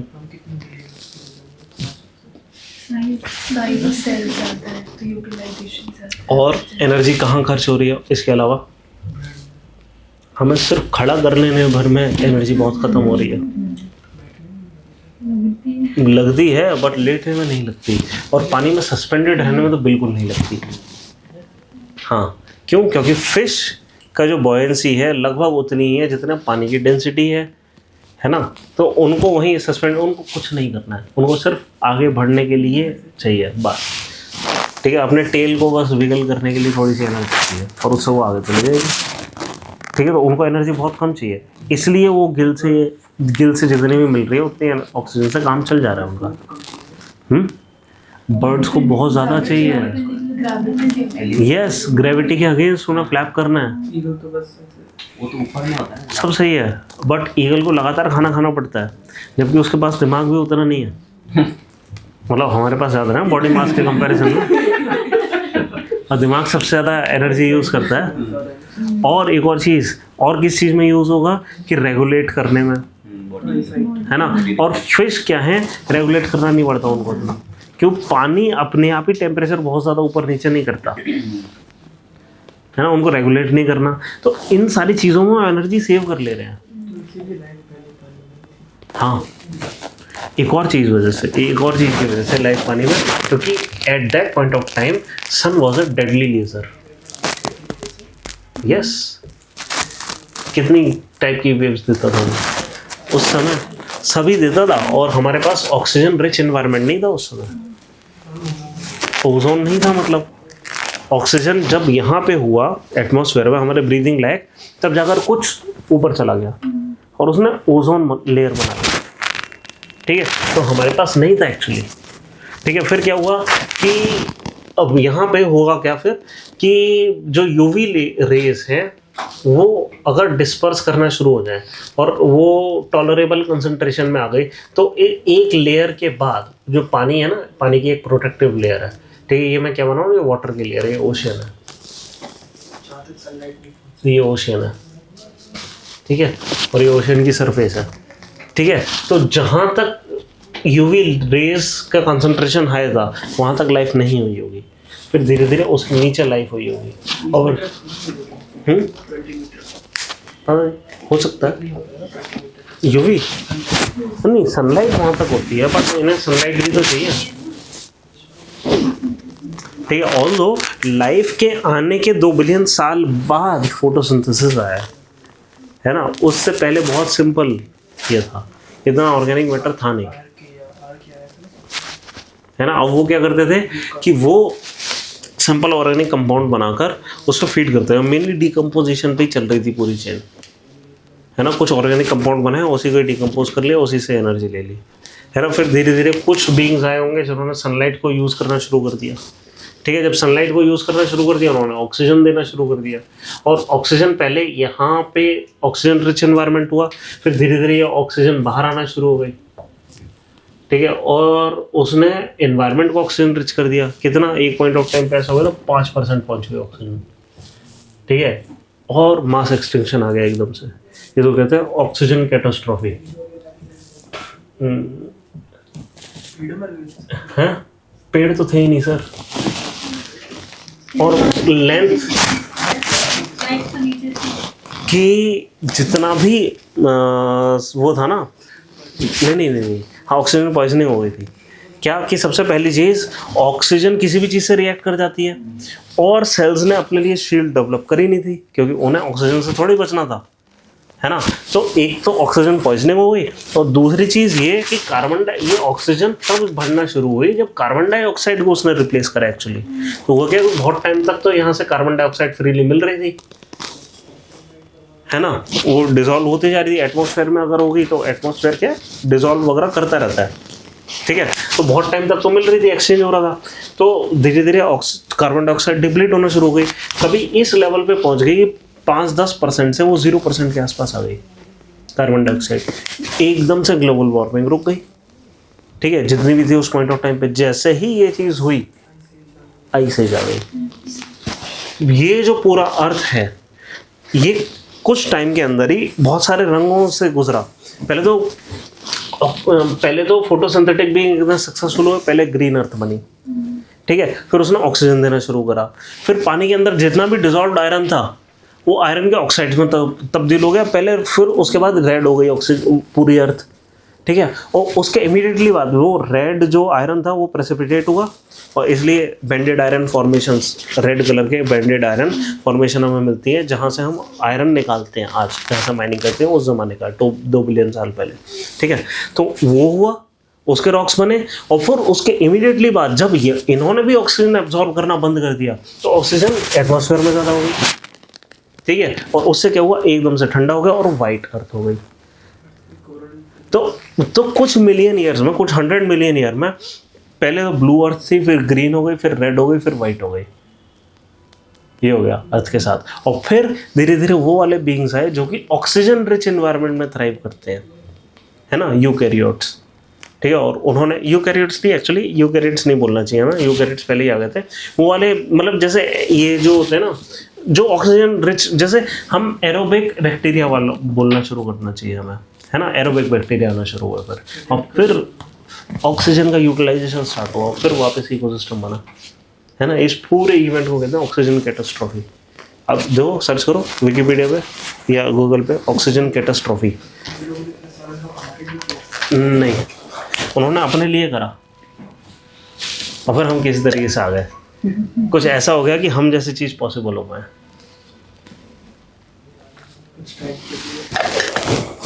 इस चीज़ को कहते हैं एंथ्रोपोमॉर्फिज्म, जो आप कह रहे हो कि इन्होंने सब कुछ हमारे लिए करा, ये जो कुछ भी हुआ था इसलिए हुआ था ताकि हम पॉसिबल हो पाएँ। आपने सारे आर्गुमेंट को ये तोड़ दिया कि ये सब ह्यूमंस के लिए हुआ है। इस लाइन ऑफ आर्गुमेंट कहते हैं एंथ्रोपोमॉर्फिज्म। हाँ, इसमें ना इमेज देखना, बस वाइट अर्थ मिलेगी आपको, देख रही है क्या कहीं, वो ऑक्सीजन रिच एकदम आइस एज आ गई, ये पहली आइस एज थी। जब भी उसके बाद ऑक्सीजन का लेवल बढ़ा है, एक पॉइंट ऑफ टाइम पे 28-30% भी आ गया था, जब हुआ है, जब भी मतलब एटमॉस्फेयर ने नया पीक लिया है ऑक्सीजन का, तो हर बार आइस एज आई है।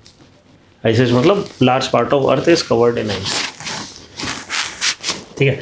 चलो, यस, इसी सब इमेजेस हैं है ना, हमें क्या पता तब कैसे दिखती थी। मतलब हमने इमेजिनेशन से बनाई है ये सारी इमेज, यही नहीं यही नहीं, नेचुरल इंटेलिजेंस हमने बनाई है।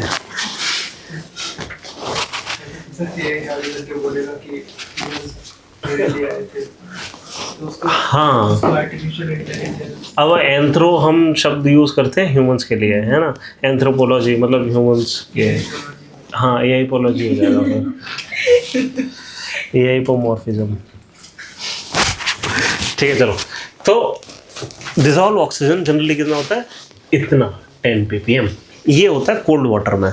अब यहाँ पे जो डिजॉल्व ऑक्सीजन है वो 2-3 चीज़ों के हिसाब से चेंज करता है।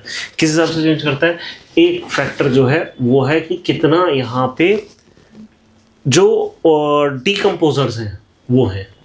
अगर डीकम्पोजर्स ज़्यादा हैं वो सबसे ज़्यादा ऑक्सीजन यूटिलाइज करते हैं, हर जगह होते हैं, दिखते नहीं है।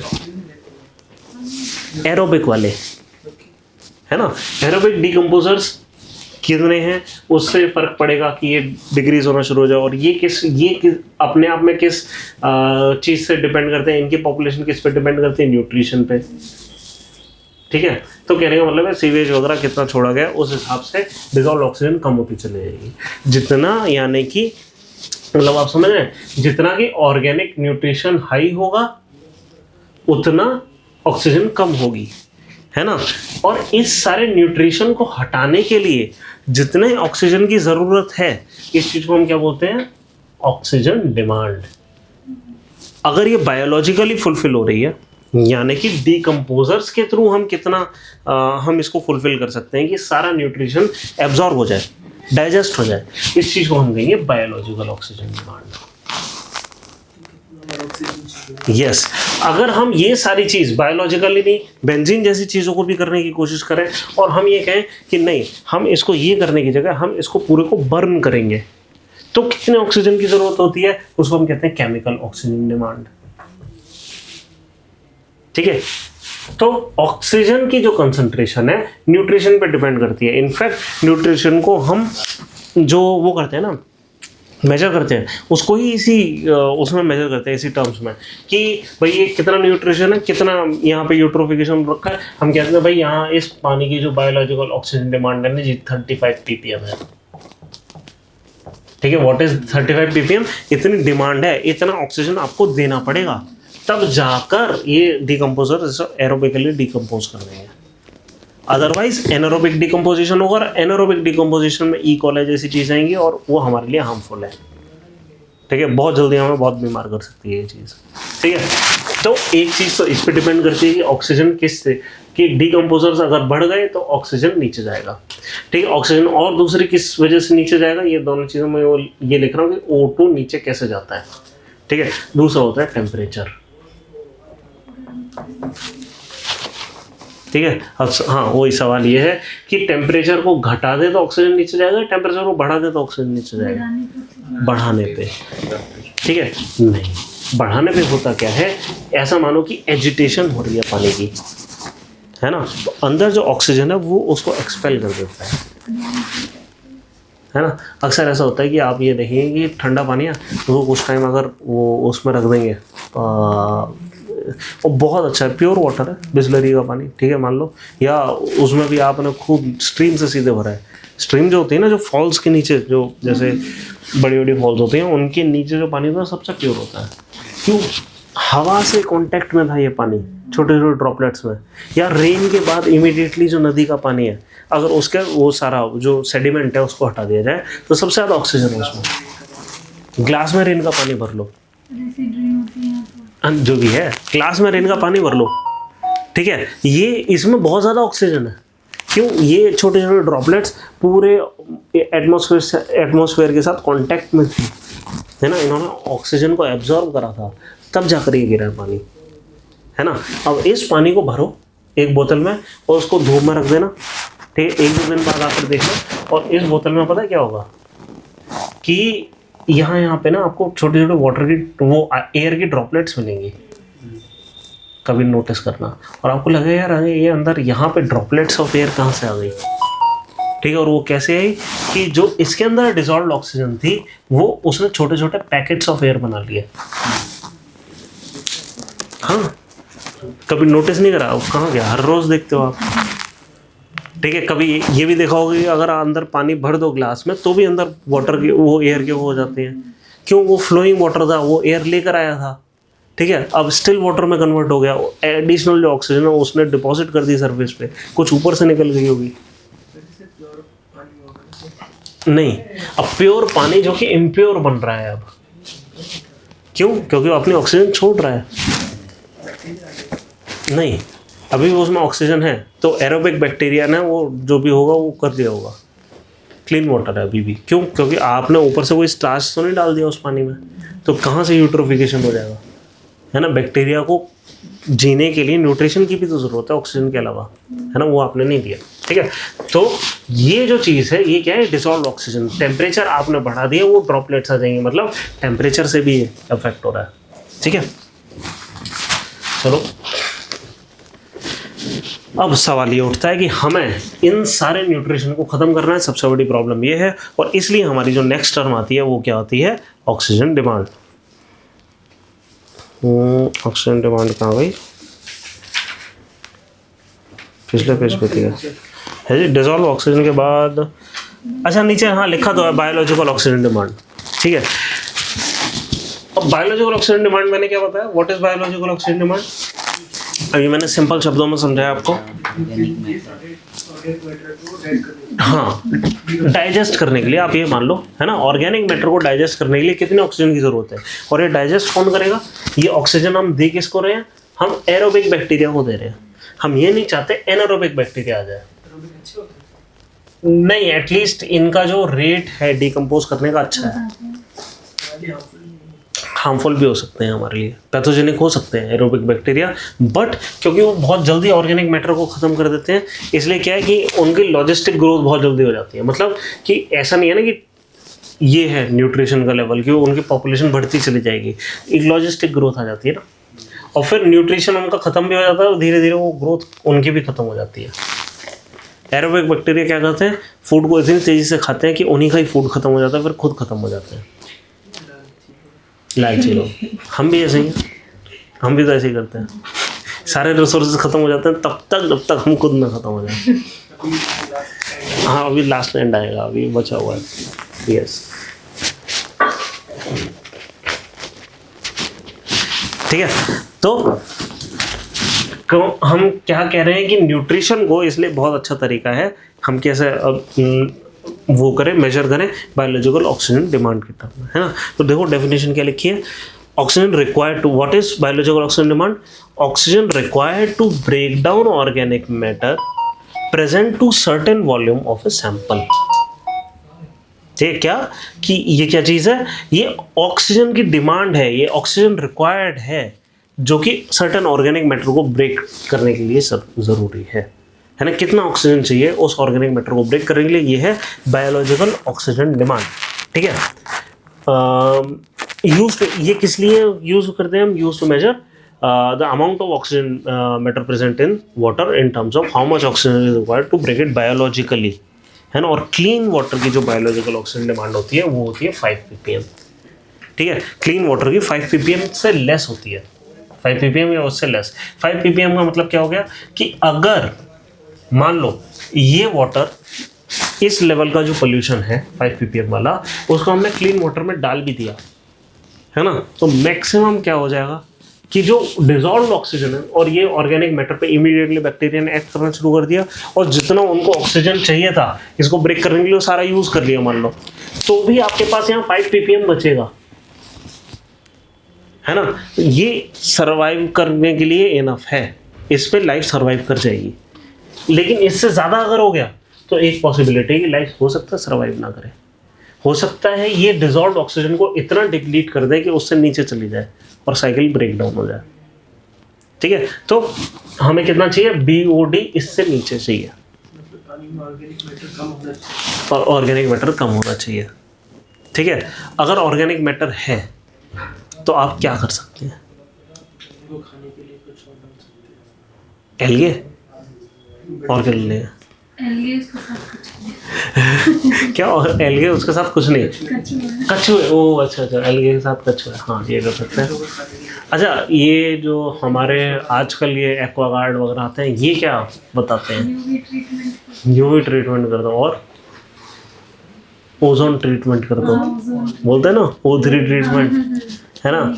और क्या बोलते हैं, मतलब यही सब है ना कि भाई ओजोन युक्त, यूवी युक्त, ठीक है, ऐसा करते हैं ना। हम करते क्या है, सिर्फ इतना सा काम करते हैं कि ये जो न्यूट्रिशन है, न्यूट्रिशन हमारे लिए एक्चुअली प्रॉब्लम नहीं है। प्रॉब्लम क्या है? ओवर न्यूट्रिशन, नहीं ओवर, मान लो ओवर न्यूट्रिशन भी हो गया, ऑक्सीजन कम होना, लेकिन ऑक्सीजन कम होना हमारे लिए क्या प्रॉब्लम है? हम तो ऑक्सीजन ऐसे भी लेते हैं, फिर क्या प्रॉब्लम है? असली प्रॉब्लम क्या है, क्रिएट क्या हो, इवेंचुअली हमारे साथ क्या हो रहा है? इवेंचुअली ये पानी हमें किस तरीके से हमारे इम्पैक्ट कर रहा है, फिश मर जाएंगी, ठीक है? तो हमें क्या, ड्रिंकिंग वाटर नहीं मिलेगा, फूड चेन खराब हो जाएगी। ठीक है, उससे हमें क्या, हमने ये पानी पी लिया, हमें क्या, हम बीमार साइकिल पड़ चेंज जाएंगे बीमार ना। पड़ जाएंगे, हमारे ठीक है? तो प्रॉब्लम क्या क्रिएट कर रहा है, मतलब हेल्थ बर्डन, प्रॉब्लम एक्चुअली है क्या, उस पानी के अंदर ऐसा क्या है जो हमारे लिए प्रॉब्लम हो रही है? बैक्टीरिया, बैक्टीरिया, ठीक है। अगर, और न्यूट्रिशन नहीं है प्रॉब्लम, भाई शुगर हम ऐसे भी लेते हैं, प्रोटीन ऐसे भी लेते हैं, हम ले लेंगे थोड़ा और न्यूट्रिशन पानी के थ्रू जो हमें नहीं दिख रहा है, तो क्या प्रॉब्लम है? क्यों कभी आपने ये नहीं करा कि नींबू निचोड़ लिया और पानी में पी लिया, न्यूट्रिशन है, पी लेते हैं हम पानी के साथ, उसमें क्या है, ठीक है? प्रॉब्लम है बैक्टीरिया, तो हम करते क्या है इसको ख़त्म करने के लिए कि हम न्यूट्रिशन को वहीं छोड़ देते हैं। हम क्या करते हैं, ओजोन ट्रीटमेंट करते हैं, और ओजोन करेगा क्या कि जितने भी बैक्टीरिया है, ओजोन बहुत तेज ऑक्सीडाइज कर देता है किसी भी चीज़ को। And what is oxidation? जलना, बर्निंग। आपने उसको मार दिया, उसकी त्वचा को, जो बैक्टीरिया उसकी त्वचा को, जो उसका मेम्ब्रेन है उसको जला दिया। क्लोरीनेशन में करते हैं, ये हम क्लोरीनेशन में भी करते हैं। Chlorine is a good oxidant. उस पानी को पी सकते हैं, यस, लेकिन एक दिन बाद पहले क्लोरीन को उसका काम करने दो। क्लोरीन पी लिया तो हाँ नहीं, क्लोरीन मत पीना, क्योंकि आपके अंदर ऑक्सीडेशन कर देगा वो, ईसोफेगस जला देगा। ठीक है, व्हाट इज दिस इज, मतलब ये जलना है ना, ऑक्सीडाइजिंग एजेंट है ना, ऑक्सीडाइजर है ये सब, राइट। और हम क्या करते हैं, यूवी ट्रीटमेंट क्यों? हाई एनर्जी रेज, यस, क्या जला देंगे वो, इसी बैक्टीरिया का सेल वो जला देंगे, बैक्टीरिया को ख़त्म कर देंगे। यूवी ट्रीटमेंट हमें मिल जाए, हम ख़त्म हो जाएंगे। है ना? तो हम क्या करते हैं, इस पानी को देते हैं, और फिर डेड मैटर सब, वो जो ये है ना, इन सबको ख़त्म कर दिया। लेकिन अब सोचो, यूवी ट्रीटमेंट आपने करी, आपने उसको जड़ से नहीं ख़त्म करा, किस चीज़ को, जो प्रॉब्लम थी, बायोलॉजिकल ऑक्सीजन डिमांड अभी भी बनी हुई है, ठीक है। अच्छा, एक और तरीका होता है, ऐसा कहा जाता है कि सबसे अच्छा तरीका जो पानी को साफ़ करने का, वो क्या है? बॉइलिंग। कितने टाइम तक, 100 और कितने टाइम तक? 10 मिनट, हाँ 10-20 मिनट कुछ, है ना? हाँ 20 मिनट बोला जाता है, 10 भी कर लोगे तो भी हो जाएगा। हम कर क्या रहे हैं इससे, बॉइलिंग करके, पानी को उड़ा रहे हैं, टेम्परेचर बैक्टीरिया को उड़ा रहे हैं, है ना, बैक्टीरिया को ख़त्म कर रहे हैं, है ना। हम सारी चीज़ें कर रहे हैं। अब इन सारी चीज़ों में एक काम नहीं कर रहे, लेकिन हम बायोलॉजिकल ऑक्सीजन डिमांड नहीं ख़त्म कर रहे, न्यूट्रिशन वही है। ये एक बार ठंडा हो गया, इसको 2 दिन के लिए फिर से छोड़ो, इसमें फिर से बैक्टीरिया आ जाएगा। बॉइलिंग में बैक्टीरिया स्मोक बन के उड़ जाता है, नहीं, ऐसा नहीं होता, न्यूट्रिशन वही है, पानी उड़ता बस, इसकी पेटी बन जाती है। है ना। तो मतलब क्या है, ये जितने भी ट्रीटमेंट हैं सब टेम्पररी हैं। आपने अपने एक्वागार्ड से यूवी ट्रीटमेंट वाला पानी लिया है, इमीडिएटली पी लो, रख के मत पीना, कैंटा होती है ना, क्योंकि रख के आपने बोतल में छोड़ दिया 3-4 दिन, वो ख़राब हो जाएगा। मतलब बोतल में 3-4 दिन का पानी पीना नहीं पीना चाहिए आइडियली। अगर आपने पूरा ढंग से कवर कर रखा है, तो हो सकता है उसमें जो जर्मिनेशन है वापस उसका ना हो, ऑर्गेनिक इसका, इन सब का, है ना। लेकिन अगर मान लो यूवी ट्रीटमेंट इनकम्प्लीट था, ठीक है, तो कहने मतलब सारे नहीं मरे होंगे, वो बहुत जल्दी से मतलब एक्सपोनेंशियल ग्रोथ कर लेंगे, ठीक है। इसलिए बेस्ट तरीका क्या है, बॉइलिंग वाटर। अब बॉइलिंग वाटर को भी अगर आपने बॉटल में पैक करके रख दिया है, ठीक है, तो हाँ हो सकता है आप हफ्ते भर तक सेफ हो, पर उसको जैसे ही खोला, वो फिर से एयर के साथ घूमते हुए बैक्टीरिया कहीं आ जाएंगे।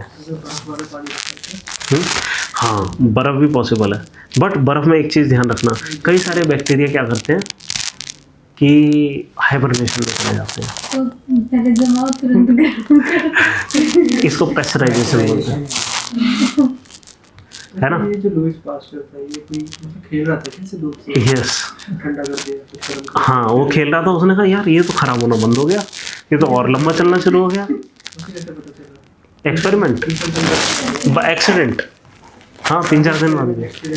ये सारे नहीं होता है, कुछ ऐसा होता है, कुछ ऐसा होता है कि हम थ्योरी डेवलप कर लेते हैं। अब जैसे इसकी थ्योरी हमने डेवलप कर ली, अब इसके बेस पर हमने एक्सपेरिमेंट डिज़ाइन कर दिए, है ना?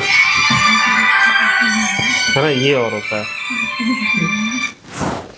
चलो ठीक है, तो ये हो गया हमारा। तो कहने का मतलब है फिर बेटर तरीका क्या है, अगर मान लो आप MCD में जो सीवेज डिपार्टमेंट है, ठीक है, उसको हेड कर रहे हैं, तो बेटर तरीका क्या है? आप ये बोलेंगे लोगों से UV ट्रीटमेंट कर लो, ओजोन ट्रीटमेंट कर लो, है ना?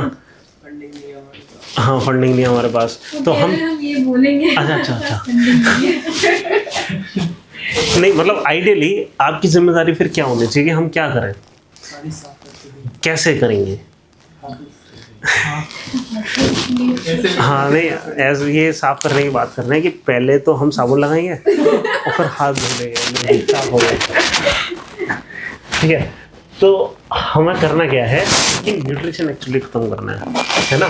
यानी कि बायोलॉजिकल ऑक्सीजन डिमांड, अरे यार, यानी कि हमें बायोलॉजिकल ऑक्सीजन डिमांड हमें ख़त्म करनी है ना? और ये सारी चीज़ हम कैसे करेंगे? कहने का मतलब UV ट्रीटमेंट वगैरह करना, ये बायोलॉजी, तो UV ट्रीटमेंट हो गई, ओजोन ट्रीटमेंट हो गई, और बॉइलिंग हो गई, या क्लोरिनेशन हो गई, लो हो गया साफ, है ना? लेकिन इससे ये थोड़ी ख़त्म हुआ। बेटर तरीका क्या हो सकता है? फिर क्या करा जाए? इसको नहीं खाएंगे सीधे दूध किसको? ऑर्गेनिक नहीं, ऑर्गेनिक मैटर ने तो एलुअल ब्लूम कर दिया ना, अब कहाँ खाएंगे? मछलियाँ ख़त्म, हमारा डाल देता हूँ। फिर से ख़त्म। खत्म ही होती रहेंगी। हाँ, ऑक्सीजन नहीं है, तो हम क्या करें? नहीं, हम एल्गे को ही बढ़ने नहीं देते। देखो ऐसा होता है, एक लेक है ना, सब एक्सपोनेंशियल ग्रोथ है। मान लो कि एक मैं आपको एक तरीका बता रहा हूँ कि हमने एल्गी था नहीं, लेकिन न्यूट्रिशन था, हमने एक जर्मिनेशन कर दिया यहाँ पे, ठीक है? पहले दिन इतना था एल्गे, ठीक है, कहाँ था? मान लो 5% ऑफ द इसमें था, ठीक है? दूसरे दिन 10% में हो गया, तीसरे दिन 20% में हो गया, ठीक है? मतलब कई आ गई, ठीक है? कितने, हाँ, सीसाइड का क्वेश्चन है, कितने दिन में पूरा हो जाएगा? कितने दिन और लगेंगे इसको पूरा कवर कर लेने में? 2.5 दिन और लगेंगे बस। आप समझ लो, 2.5 दिन में पूरा कवर हो जाएगा, इतनी तेजी से फैल जाता है ये, ठीक है? मतलब ये मैंने सिर्फ एक प्रॉब्लम नहीं बनाई है सीसेट की, एक्चुअली ऐसे होता है, ठीक है? कोई अगर कहे ना कि यार एलिये बहुत तेज़ी से फैल रहा है, एक लेक के दूसरी साइड में फैलना शुरू हो गया, आप इस साइड में रहते हो, ठीक है, और कोई कहे अरे अभी तो खाली 20% में है, अब तो अभी, हाँ, हफ्ते भर बाद इसका कुछ देखेंगे, पता लगा 2 दिन बाद आपके यहाँ पर है एलिये, ठीक है? आप कुछ नहीं कर सकते, आपको ये ख़त्म करना है। तो ये ख़त्म करने की कोई टेक्निक चाहिए, बताओ कोई निंजा टेक्निक इसको ख़त्म करने की? क्या करें हम इसको, कैसे ख़त्म करें? कचुआ डालें, वो उसको खाए। हाँ, वो एक लॉन्ग टर्म आपको इकोलॉजी क्रिएट करनी पड़ेगी। अब ऐसा मानो कि हम ट्रीट कर रहे हैं नजफगढ़ ड्रेन को, ठीक है? अब क्या करें? नहीं, अब भाई ऐसा नहीं है कि किसी चीज़ का सोल्यूशन साइंटिफिकली पॉसिबल ना हो, ये चीज़ पॉसिबल नहीं है। ऐसा हो सकता है कि इसके साथ मिक्स कर दे के न्यूट्रिशन सेडिमेंट हाँ, आ जाए तो उसको निकाल लो। उसमें से वो आपका डेड हो गए मैटर होता है ना, उसको एक्चुअली लगातार निकाला जा सकता है। आप ये काम कर सकते हैं, एल्गे को लगातार निकालते रहें, है ना? एल्गे को आप लगातार निकाल सकते हो, एक्चुअली ये पॉसिबल है। बस ये यस एक सोल्यूशन ये है, यहाँ पे एरेशन कर दो वाटर का, इतने तेजी से ऑक्सीजन दो, ठीक है। अगर 35 ppm में डिमांड है, आप 35 ppm दे दो, ठीक है। तो ये क्या करेगा, जितना भी हमारा हुआ, जितना भी हमारे जो बैक्टीरिया वो क्या करेंगे, वो कहेंगे हमें न्यूट्रिशन मिल रहा है, हमें ऑक्सीजन मिल रहा है, हमें जीना है, जीने दो, ठीक है। तो वो जिएंगे और सब कुछ खत्म कर देंगे न्यूट्रिशन, ठीक है। काम करना चाहिए, होने वाले दिन आपको पिचकारी लेके ड्रेन में से पानी उठाओ और पंप करो उसमें, एक दूसरे पे डालो, नहीं वो आप भी काम करिए। हाँ। कौन होगा जो नजफगढ़ ड्रेन में यूं करके यूं करना चाहेगा, है ना। तो एरेशन एक तरीका है हमारे पास, और कोई तरीका ठीक नहीं हम, लेकिन ये एक चीज़ करी जा सकती है कि जैसे नजफगढ़ ड्रेन बह रहा है, इसके नीचे आपने पाइप्स लगा दिए जहाँ से बबलिंग हो रही है। एक्वेरियम्स में होता है ना, बबलिंग होती है ताकि ऑक्सीजन बना रहे, है ना। कुछ दिखाने के लिए नहीं नहीं नहीं नहीं, दिखाने के लिए नहीं होता, स्टेगनेंट वाटर है। इसलिए सांसें ले रही हैं उनके बल में मछलियाँ सांसें ले रही है वो क्या, हाँ जहाँ से निकलती है वहाँ पे हाँ, वो बबल के छोड़ दे, वो CO2 छोड़ रहे होते हैं, इसलिए, ठीक है। चलो एरेशन से मान लो काम नहीं बन रहा है, हम और क्या करें फिर, दूसरा और कोई तरीका इसको डाइजेस्ट कराने का। हमें इसको सिर्फ डाइजेस्ट करा सकते हैं और कुछ नहीं करा सकते ऑनेस्टली। और कोई तरीका डाइजेस्ट कराने का नहीं, पानी उड़ जाएगा, इतनी एनर्जी नहीं है हमारे पास, ठीक है। वी हैव, दो ऐसा है, हम हैं कंजूस, हम इस पर पैसा नहीं लगा सकते, बिना पैसे के करना है। तो कहने का मतलब है नेचर से ही असिस्टेंस लेनी पड़ेगी कि हमने उसको एयर दे दी, अब नेचर खुद ही उसको डाइजेस्ट कर दे रहा है ना। अब हम क्या करें, कुछ ऐसा नेचर हमें दे रहा है कि हम इसको और किसी तरीके से डाइजेस्ट करा दें। एक तरीका है क्या कि हम जो प्लांट बनाते हैं वो गोबर ग्लास प्लांट्स वगैरह, वो सारी चीज़ें, है ना। एक और चीज़ तरीका है, हम कहने का मतलब है कि हम इससे जो ये मीथेन वगैरह है और ये सारी चीज़ें, हम इससे बायोगैस वगैरह क्रिएट करें, बायोफ्यूल्स क्रिएट करें, हाँ, एनारोबिक रेस्पिरेशन कर लें, है ना। ये तो एरोबिक हो गया, एनारोबिक भी हम कर सकते हैं। और इन दोनों चीज़ों को पॉसिबल करने के लिए हम एक तीसरा तरीका और चाहेंगे, क्या कि कभी भी rain water drain sewage drain से ना मिले। हाँ, अदरवाइज ये कि सेप्टिक टैंक वगैरह बनाना हम हाँ सब कुछ कर सकते हैं, बट सबसे पहले प्रॉब्लम ये होगी, हमारी सबसे बड़ी प्रॉब्लम क्या है कि ये जो एनारोबिक रेस्पिरेशन है ये तब अच्छा होगा अगर उसकी कंसंट्रेशन अच्छी हो। अगर आपने रेन वाटर ड्रेन को और इस वाले ड्रेन के साथ मिल रखा, आपको बहुत सारी वॉल्यूम के साथ डील करना पड़ेगा। बेटर है जो क्लीन है उसको क्लीनली निकाल दो, साइफन ऑफ कर दो, और पूरे सीवेज के ड्रेन हो वो अलग हो, रेन वाटर ड्रेन से सीवेज का सिस्टम अलग हो। वरना हमारे यहाँ गलियों में क्या होता है, उसी ड्रेन, वो जो ड्रेन वाटर वाले जो ड्रेन्स हैं वो सीधे किस में मिल रहे होते हैं, सीवेज वाले ड्रेन में। हाँ, इसलिए तो लोग मर जाते हैं।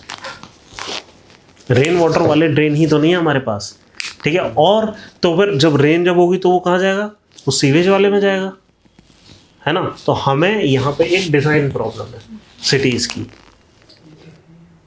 है ना। हम बहुत आसानी से क्या कर सकते हैं, रेन वाटर ड्रेनेज जो पूरे साल एक्चुअली खाली रहेंगे और उन्हें बरसात से पहले हमें क्लीन करके रखना पड़ेगा, वो सिर्फ इस काम के लिए रहेंगे कि हमारा जो रेन वाटर है सीधे नदियों की तरफ साइफन ऑफ हो जाए, और जितना भी सीवेज है वो सब कुछ ट्रीटमेंट प्लांट में जाना चाहिए,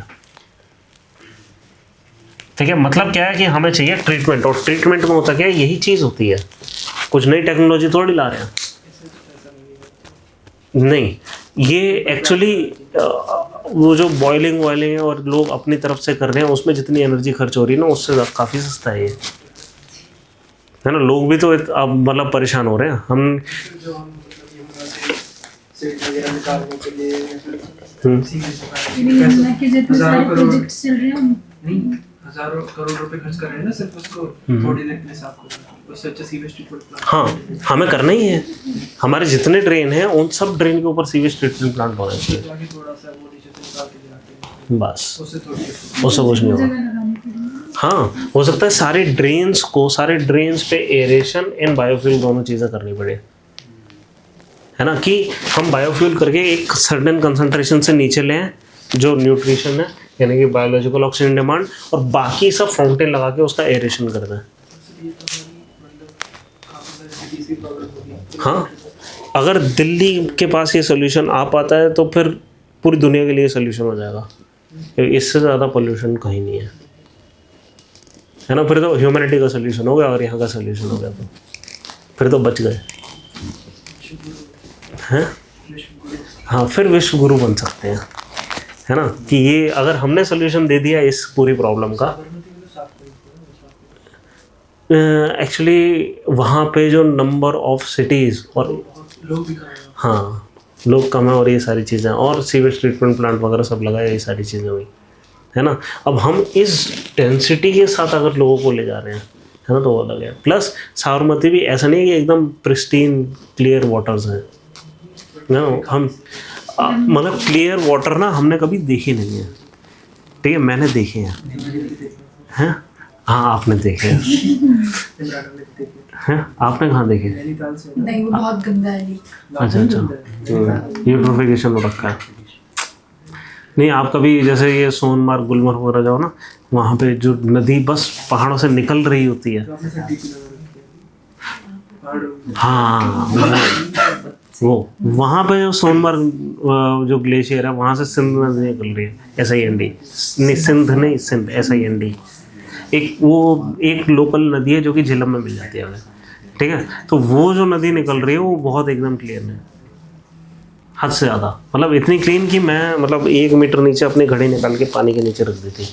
मेरे को बड़ा एकदम क्रिस्टल क्लियर वाटर में मज़ा आ रहा था देखने में। कहाँ पर गए थे सर? मतलब वहीं कश्मीर में। अच्छा अच्छा। हाँ, सोनमार्ग। अरुणाचल में क्लीन है पानी। वो होता है ना, आपको कई जगह जैसे मेघालय का कोई लेक आपने वो देखी होंगी फोटो कि हाँ, नदी समझ ही नहीं आती बोट फ्लोट कर रही है कि नहीं, उतना क्लीन वाटर वो किसी ने देखा नहीं है ना। और ऐसी जगह मैंने देखा है सर। टूरिस्ट हाँ, हमने देखा। टूरिस्ट आते हैं। हाँ, वो गंदा हो जाएगा, वो फोटो आनी नहीं चाहिए थी। हाँ सही बात है। जैसे पर टूरिज्म आने की वजह से उनका लाइवलीहुड चला तो वो साफ करते हैं फिर वहाँ पे, हाँ, ये भी क्योंकि है। वहाँ पे एक एरिया ऐसा है कि पता है, पूरा विलेज आपका tourism वो में चल रहा है। सब कैरिंग कैपेसिटी के ऊपर है। इकोसिस्टम की कैरिंग कैपेसिटी जैसे ही वो है वो शिमला का ना, और सब खत्म। मेघालय तो क्या है, पहले से ये सब करना पड़ेगा। लैंडफिल्स की प्रॉब्लम भी आ रही है कहाँ पे? हिल टाउन्स में। हाँ लोग हाँ, पानी में डंप करते हैं ना। राइट। नहीं, वो तो वैसे ही डंप कर रहे हैं जैसे कि हर जगह डंप होता है। वहाँ पे क्या है, वो क्योंकि फिसल जाता है तो बड़े एरिया में फैल जाता है तो दिखाई देता है, आंखों में दिखाई देता है। दिल्ली में क्या है कि पहाड़ बन जाते हैं, पिरामिडल शेप सब कुछ वहीं कर दिया। बहुत गंदी आती है दूर तक। कहाँ से? हमारे यहाँ कौशाम्बी में है ना, हाँ, बहुत प्रॉब्लम दिल्ली हो में रही है। तो कूड़े के पहाड़ वेलकम करते हैं सबसे पहले। अपने अपने कल्चर आनंद विहार कौशाम्बी के लोग। वो नहीं, वल्चर्स को वहाँ, वल्चर ही ईगल, हाँ, उनको तो वहाँ मिल रहा है ना। हैं? Eagle is a drop predator, और वहाँ पे उसको ऑर्गेनिक मैटर मिल रहा है। मान लो आधी खाई हुई बोन्स, उसको जो मिल रहा है, हाँ, टॉक्सिसिटी क्रिएट करता है। ईगल नहीं मरते ज़्यादा, मरते हैं, क्यों नहीं मरते? बहुत पॉपुलेशन है। हाँ, बट क्योंकि न्यूट्रिशन इतना है ना। सर कबूतर भी ज़्यादा है ना सर अभी दिल्ली में। हाँ, वो तो है। हमारे यहाँ पे अच्छा, चलो, अब ये बायोलॉजिकल ऑक्सीजन डिमांड को मेजर कैसे करा जाए, इसके लिए हमारे पास एक तरीका होता है, ठीक है। हम क्या करते हैं जनरली, ये चीज़ मेजर करने के लिए हम कुछ और मेजर करते हैं। हम मेजर करते हैं ई कोलाई, ठीक है। ई कोलाई क्या है, वो एक कॉलीफॉर्म टाइप का बैक्टीरिया, ऐसा रॉड शेप्ड बैक्टीरिया है ना। ये इंडिकेशन देता है हमें कि वाटर के अंदर कितना बैक्टीरिया है, ठीक है। और उससे हमें ये इंडिकेशन मिलता है कि कितना बायोलॉजिकल ऑक्सीजन डिमांड है, या डिजॉल्व ऑक्सीजन कितनी कम हो गई है, ठीक है, हमें ये जितना भी वो मिलता है वो यहाँ से मिलता है। तो देखो ई कोलाई आपके नोट्स में लिखा है coliform bacteria is a non pathogenic, यहाँ पे नॉन पैथोजेनिक लिखा है। अब ये ना पिछली बार भी मेरे को डाउट था, ये पैथोजेनिक है ना?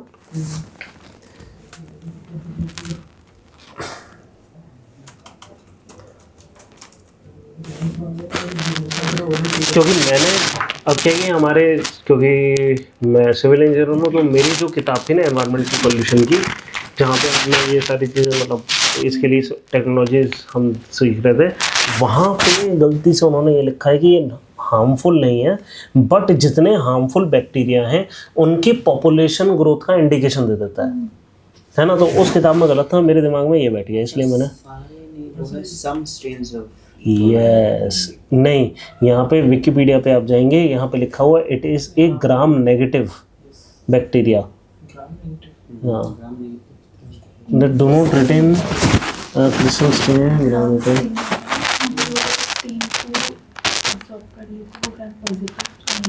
नहीं करेंगे, मतलब वो दिख जाता है ना? दैट इज ये हाँ, most E coli strains are harmless but pathogenic varieties cause serious food poisoning, septic shock और मेनिंजाइटिस वगैरह वगैरह।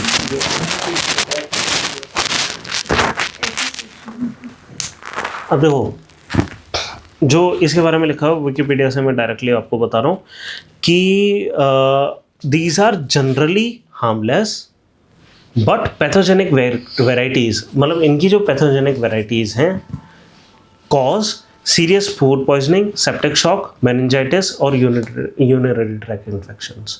ठीक है, तो ज़्यादातर हार्मलेस होंगे लेकिन इनमें कई सारी ब्रीड्स हार्मफुल है। तो मतलब उस किताब में भी पूरी तरह गलत नहीं था, बट क्या था कि हमें उससे कोई फ़र्क नहीं था, क्योंकि वो जो किताब थी वो लैब की किताब थी। वो बस ये कह रही थी कि क्या कहते हैं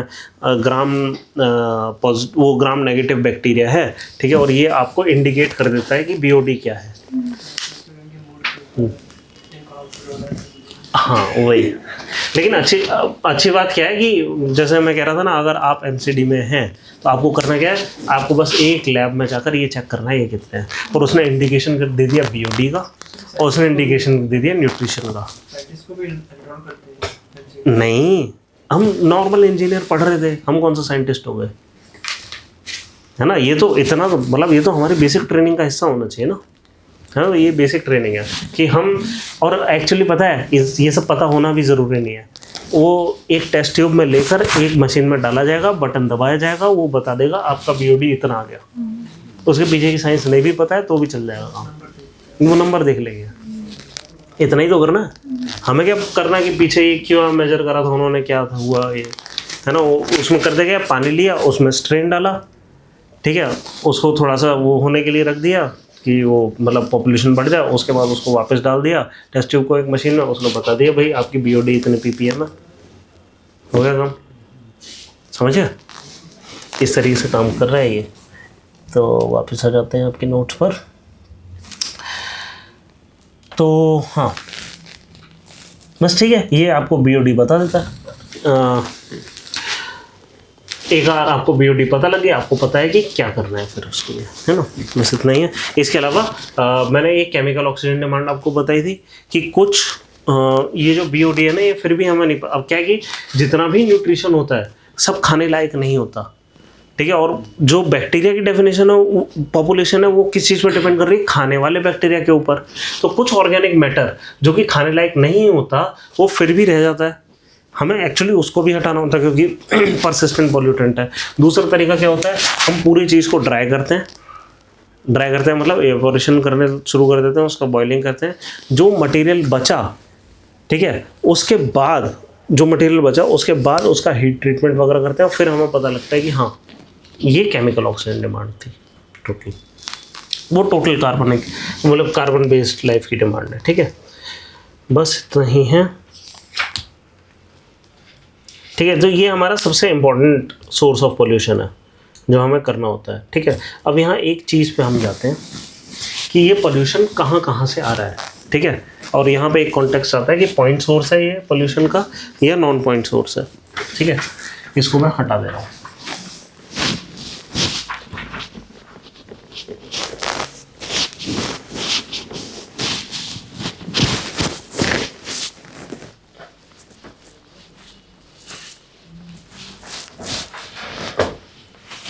अब ये तो कहने का मतलब हमारे जो पोल्यूशन कॉज हो रहा है वाटर में, जो बायोलॉजिकल नेचर का है, वो कहाँ से हो रहा है, क्या क्या देखें हम, ठीक है, सीवेज,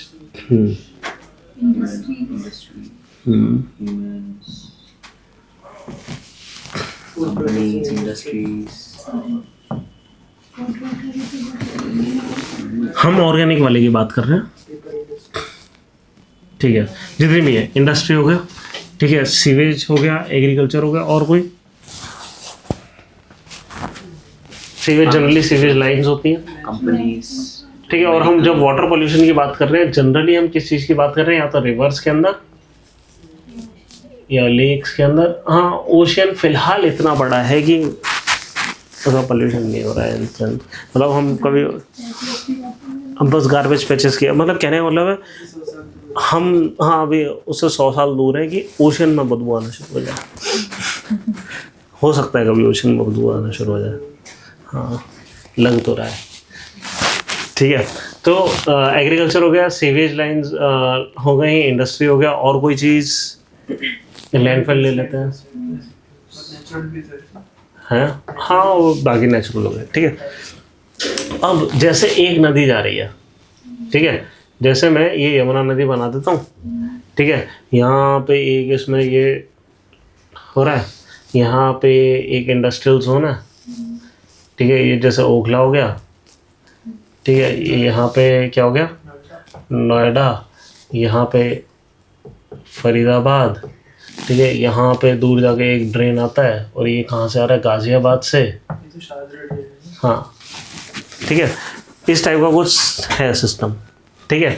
इसके अलावा और भी कुछ चीज़ें होंगी इसके ऊपर पीछे, जैसे यहाँ पर भी है, पूरी दिल्ली का ड्रेन कई सारे आ रहे हैं, ठीक है, कुछ कुछ पॉइंट्स पे मिल रहे हैं, और उससे पहले क्या है कि कई सारी फील्ड से आ रहा है, पानी बरसता है और इसमें जाता है, ठीक है, साहिबी नदी को गंदा कर देता है, वो नजफगढ़ ड्रेन बन जाती है, ठीक है। तो पहले तो यहीं से ग्रीन हो जाता है, यूट्रोफिकेशन हो जाता है, फिर इसमें कई सारे दिल्ली के ट्रेन आते हैं, और फिर ये नजफगढ़ ड्रेन जो कि साहिबी नदी थी, जो इस यमुना नदी में मिल रही है, ये क्या है, गंदी हो जाती है। ऐसी कुछ शाहदरा ड्रेन के साथ हो रहा है, इसमें कई सारे नाले मिल रहे हैं, ठीक है। ऐसे ही यमुना नदी के साथ हो रहा है कि यहाँ पे इसके नॉर्थ में लैंड है जहाँ पे एग्रीकल्चर हो रहा है ना, और वहाँ से पानी आ रहा है। तो अब यहाँ देखेंगे आप, इसके ऊपर ऊपर नदी होती है साफ, ठीक है, हाँ, वजीराबाद से ऊपर, और वहीं पे आखिरी बैराज है जहाँ से पाइपलाइन निकाली जाती है और लोगों को, दिल्ली के लोगों को पानी दिया जाता है, ठीक है। और फिर इसमें आता है नजफगढ़ ड्रेन, और फिर यहाँ से बन जाती है बायोलॉजिकल डिजास्टर,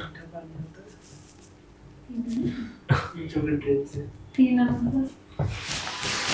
है। इसके बाद ये बन जाती है बायोलॉजिकल डिजास्टर।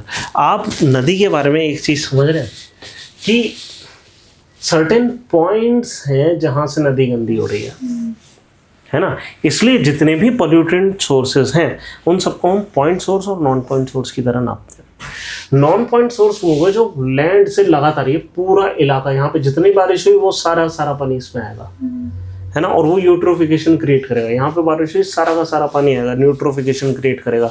अब यमुना बड़ी है तो उसमें डाइल्यूशन हो जाएगा, इसलिए यहाँ तक साफ है। साहिबी नदी छोटी है तो ये एकदम से गंदी हो जाएगी, ठीक है। तो होगा क्या कि यहाँ पे आपको ग्रीन मिल जाएगा, बट कहने का मतलब क्या है, नॉन पॉइंट सोर्स भी पॉल्यूट तो करते हैं, ठीक है, लेकिन पॉइंट सोर्स इमीडिएटली वो कर देते हैं। तो दोनों का नेचर अलग है, इसलिए हम करते क्या है, इन जितने भी ये जो पोल्यूशन के सोर्सेज हैं उनको दो हिस्सों में डिवाइड करके देखते हैं। क्या, एक तो पॉइंट सोर्सेज और एक नॉन पॉइंट सोर्सेज, समझ रहे हैं। पॉइंट सोर्सेज क्या हो गए, जो एक सर्टेन पॉइंट पे आकर मिल रहे हैं, जैसे कि सीवेज लाइन हो गई, ठीक है, या इंडस्ट्रियल सीवेज की एक लाइन हो गई, ठीक है। फिर आते हैं नॉन पॉइंट सोर्सेज, वो क्या हो गए, ये कि एग्रीकल्चर से जैसी चीज़ें आ रही हैं, है ना। तो देखो इस पे जाओ, अंडरस्टैंडिंग पोल्यूशन के ऊपर, कि the sources of river pollution can be classified as, या तो पॉइंट सोर्स, ठीक है, these are organised sources of pollution where pollution load can be measured. यहाँ पे मेजरमेंट हो पा रही है, क्यों, आपको पता है कि हमने कितना ऑर्गेनिक मैटर यहाँ पे ड्रेन आउट कर दिया, नदी के अंदर, है ना। फिर where the polluted enter the water source from a single point, जैसे म्यूनिसिपल नाला डिस्चार्ज, ठीक है, या फिर इंडस्ट्रियल वेस्ट डिस्चार्ज, है ना, कि ओखला से यहाँ से इंडस्ट्रियल वेस्ट आ गया, ठीक है। जो दिल्ली का एग्जाम्पल है बहुत अच्छा एग्जाम्पल है इन सारी चीज़ों को मतलब हाँ बताने के लिए। फिर ये कैसे कैसी चीज़ें हो सकती हैं इस पॉइंट सोर्सेज से, जनरली क्या आता है, अनट्रीटेड सीवेज आता है, रिजर्वोयर ड्रेन आ गया, है ना। फिर हैवी मेटल पॉल्यूशन आता है, ठीक है, जैसे पेपर की कोई मिल है वहाँ से पानी आ रहा है, वो उसमें काफ़ी पानी लगता है ना, पेपर एंड पल्प इंडस्ट्री में। क्यों? पल्प बनाने के लिए, है ना। उन्होंने बहुत सारा फाइबर लिया, उसको बहुत छोटे छोटे टुकड़ों में बांटा, उसको पानी में मिलाकर उसका पल्प बनाया, और फिर पल्प से अलग अलग करके लेयर्स में पेपर अलग कर लिया, है ना। तो पानी बहुत लगता है, और इन सबको डिज़ोल्व करने के लिए, वाइटनिंग के लिए, पेपर की वाइटनिंग के लिए बहुत केमिकल्स लगते हैं, है ना। तो काफ़ी पैसा लग जाता है इसमें।